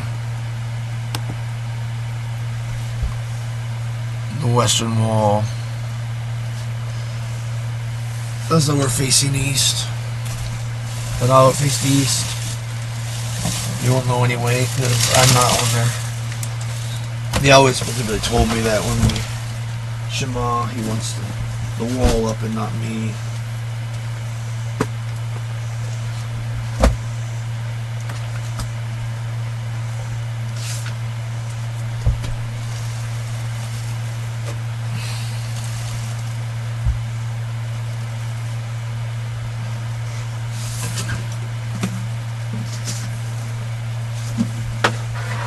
Ugh.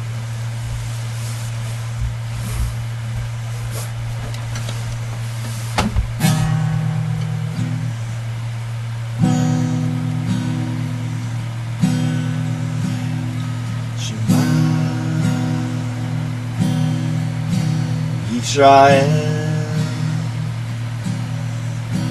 Adonai, Elohim,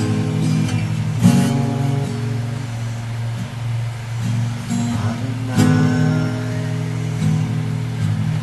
Echad, Baruch, Shem Kavod.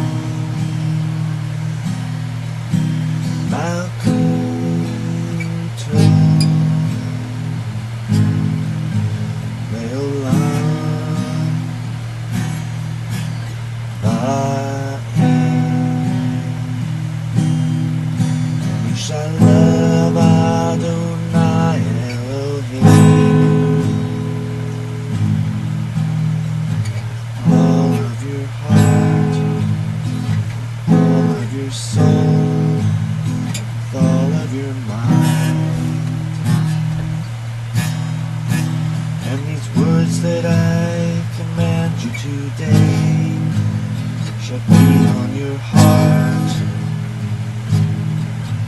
You shall teach them diligently unto your children.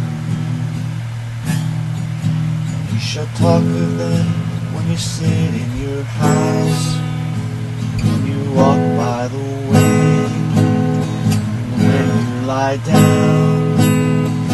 When you rise, you shall bind them as a sign on your hand. It shall be as frontlets between your eyes. You shall write them on the doorpost of your house and on your gates. You shall love Adonai Elohim with all of your heart, with all of your soul, with all of your mind. You shall love your neighbor as yourself.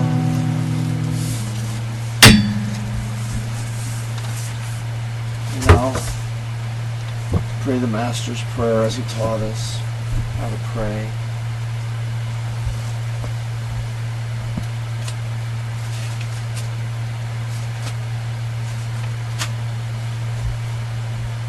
Our Father which art in Shamayim, set apart be thy name. Thy kingdom come, thy will be done, on earth as it is in Shamayim. Give us this day our daily bread. Forgive us our trespasses as we forgive them that trespass against us.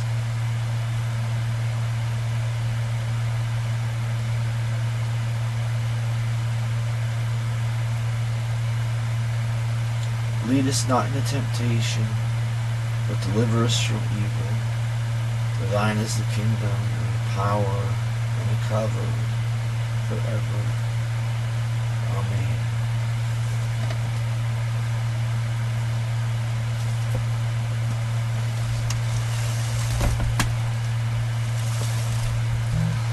Let's see what we could do here.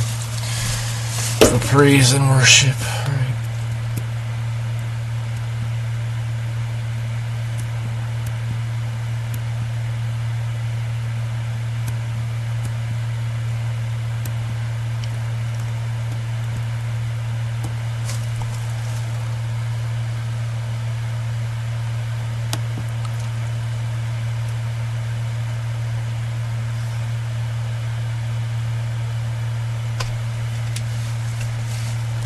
I don't know if I can really find that, but I might just sing it or try to fake it on guitar, something.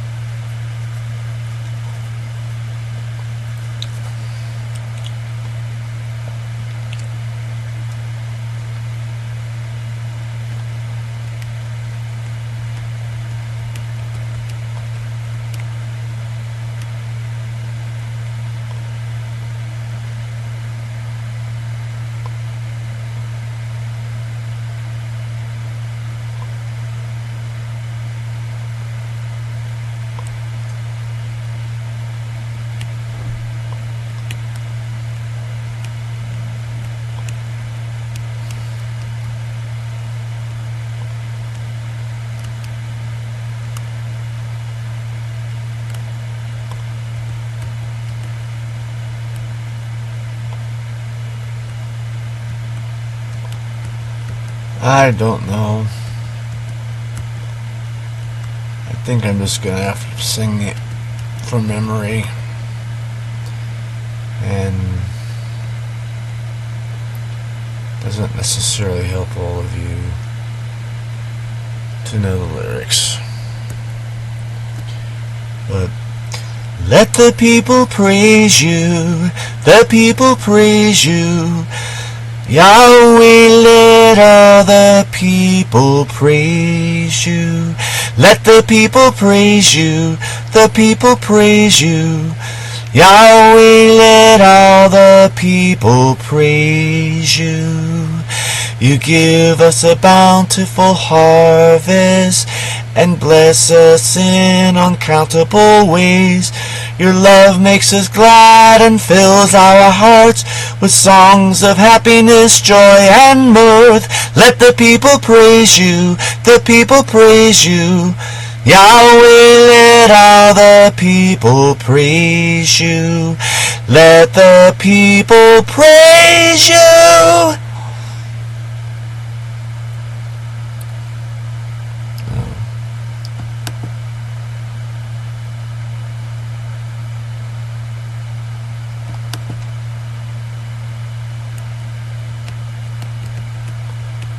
No, no, no.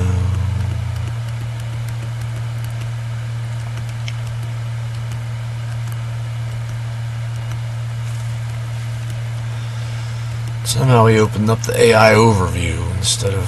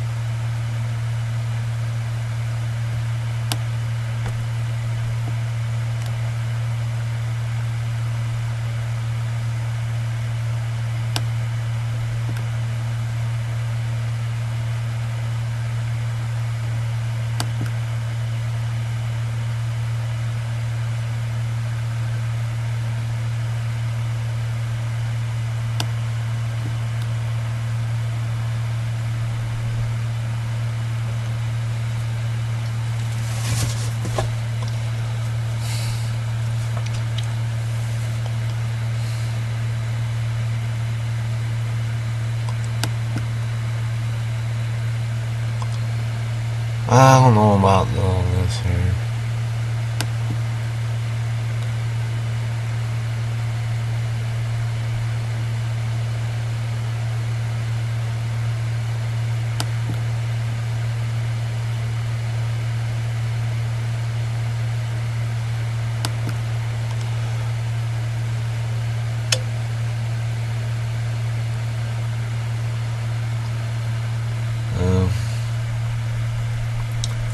All right.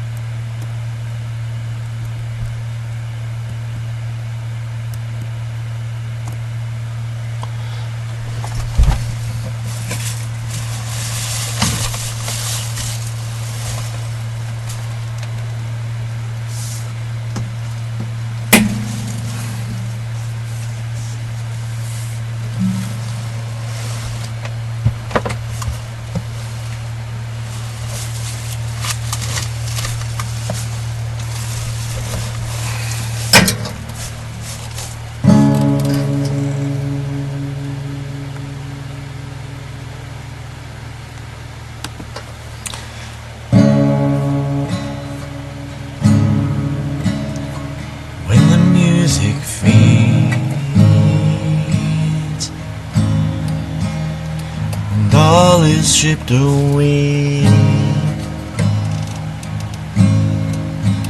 I will simply come,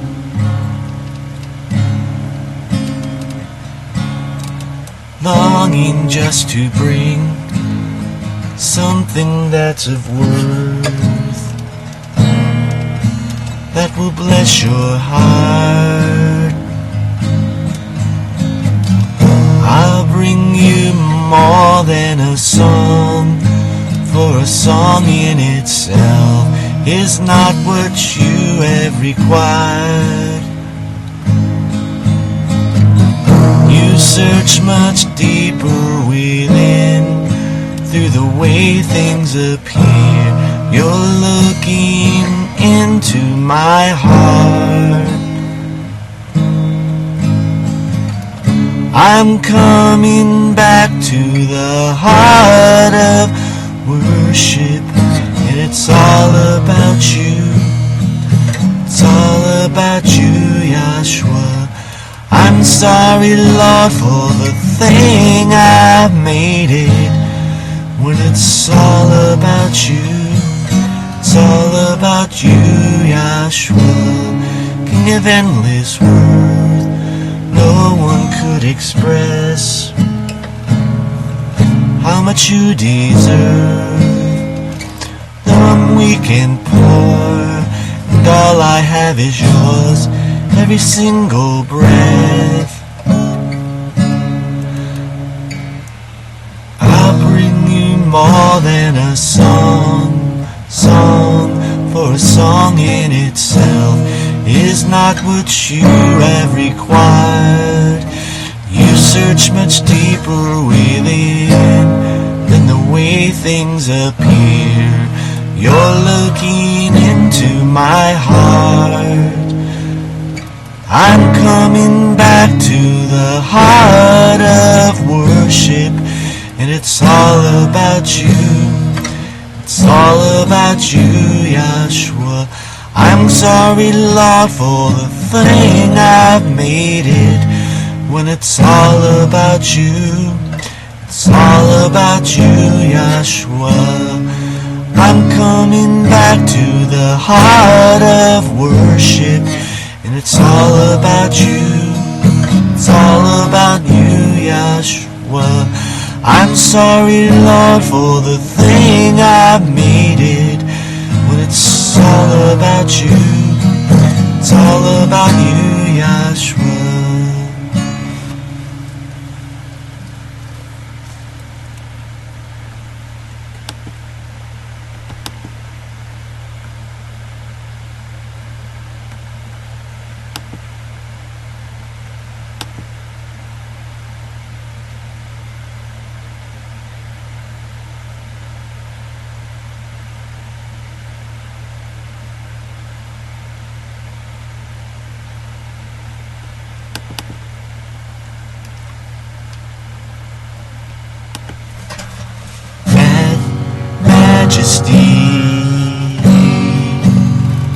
Worship His majesty. Unto Yahshua we all kavod, power and praise. Majesty, kingdom authority. Forth from His throne onto His own, His anthem raise. So exalt, lift up on high the name of Yahshua. Magnify, come glorify Yeshua the King. Majesty, worship His majesty. Yahshua who died, now glorified, King of all kings. So exalt, lift up on high the name of Yahshua. Magnify, come glorify Yeshua the King.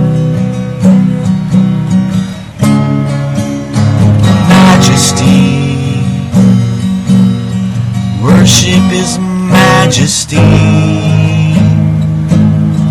Yahshua who died, now glorified, King of all kings.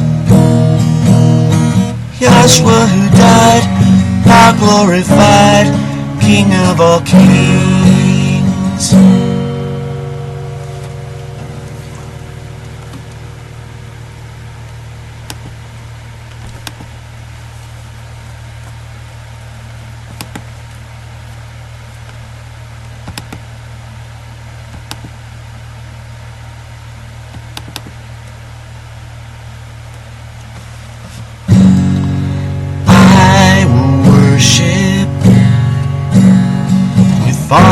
my heart.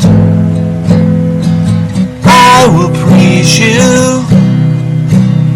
with all of my strength. I will seek you all of my days. I will follow all of your ways, all your ways. I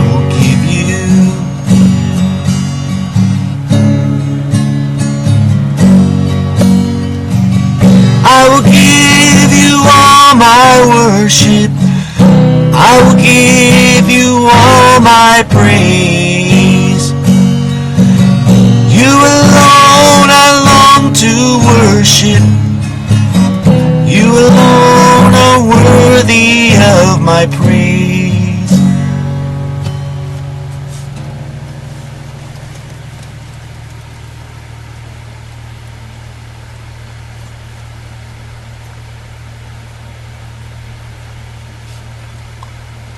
I don't know how I missed the second verse out of this, and I kind of remember it, kind of don't.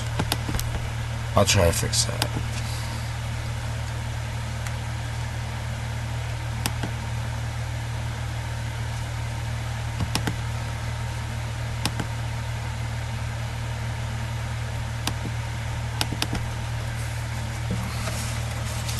You did not wait for me. You did not wait for me to draw near to you, but you clothed yourself with frail humanity. You did not wait for me to cry out to you, but you let me hear your voice calling me. I'm forever grateful to you. I'm forever grateful for the cross. I'm forever grateful to you. That you came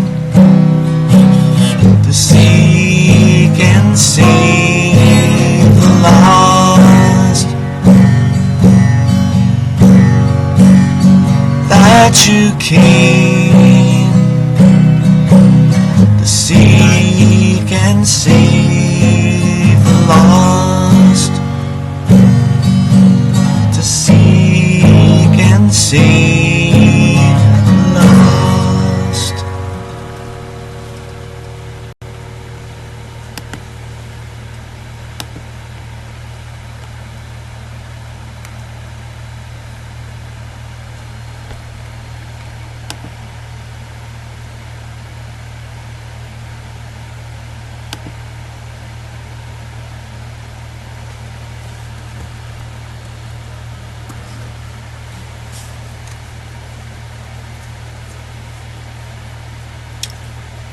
Well, let's give the blessing. Let's recite the blessing. Yahshua gives the blessing. We practice it, rehearse it, recite it, in remembrance of His blessing.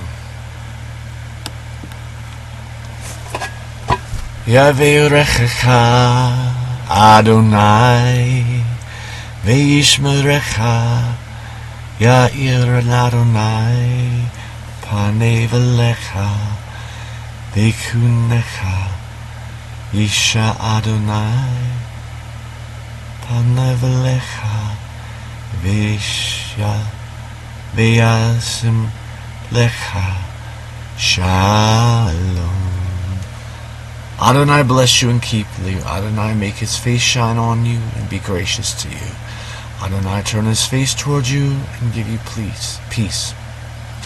So, Shavua Tov. Have a great Oneg Shabbat. sweet Oneg Shabbat. And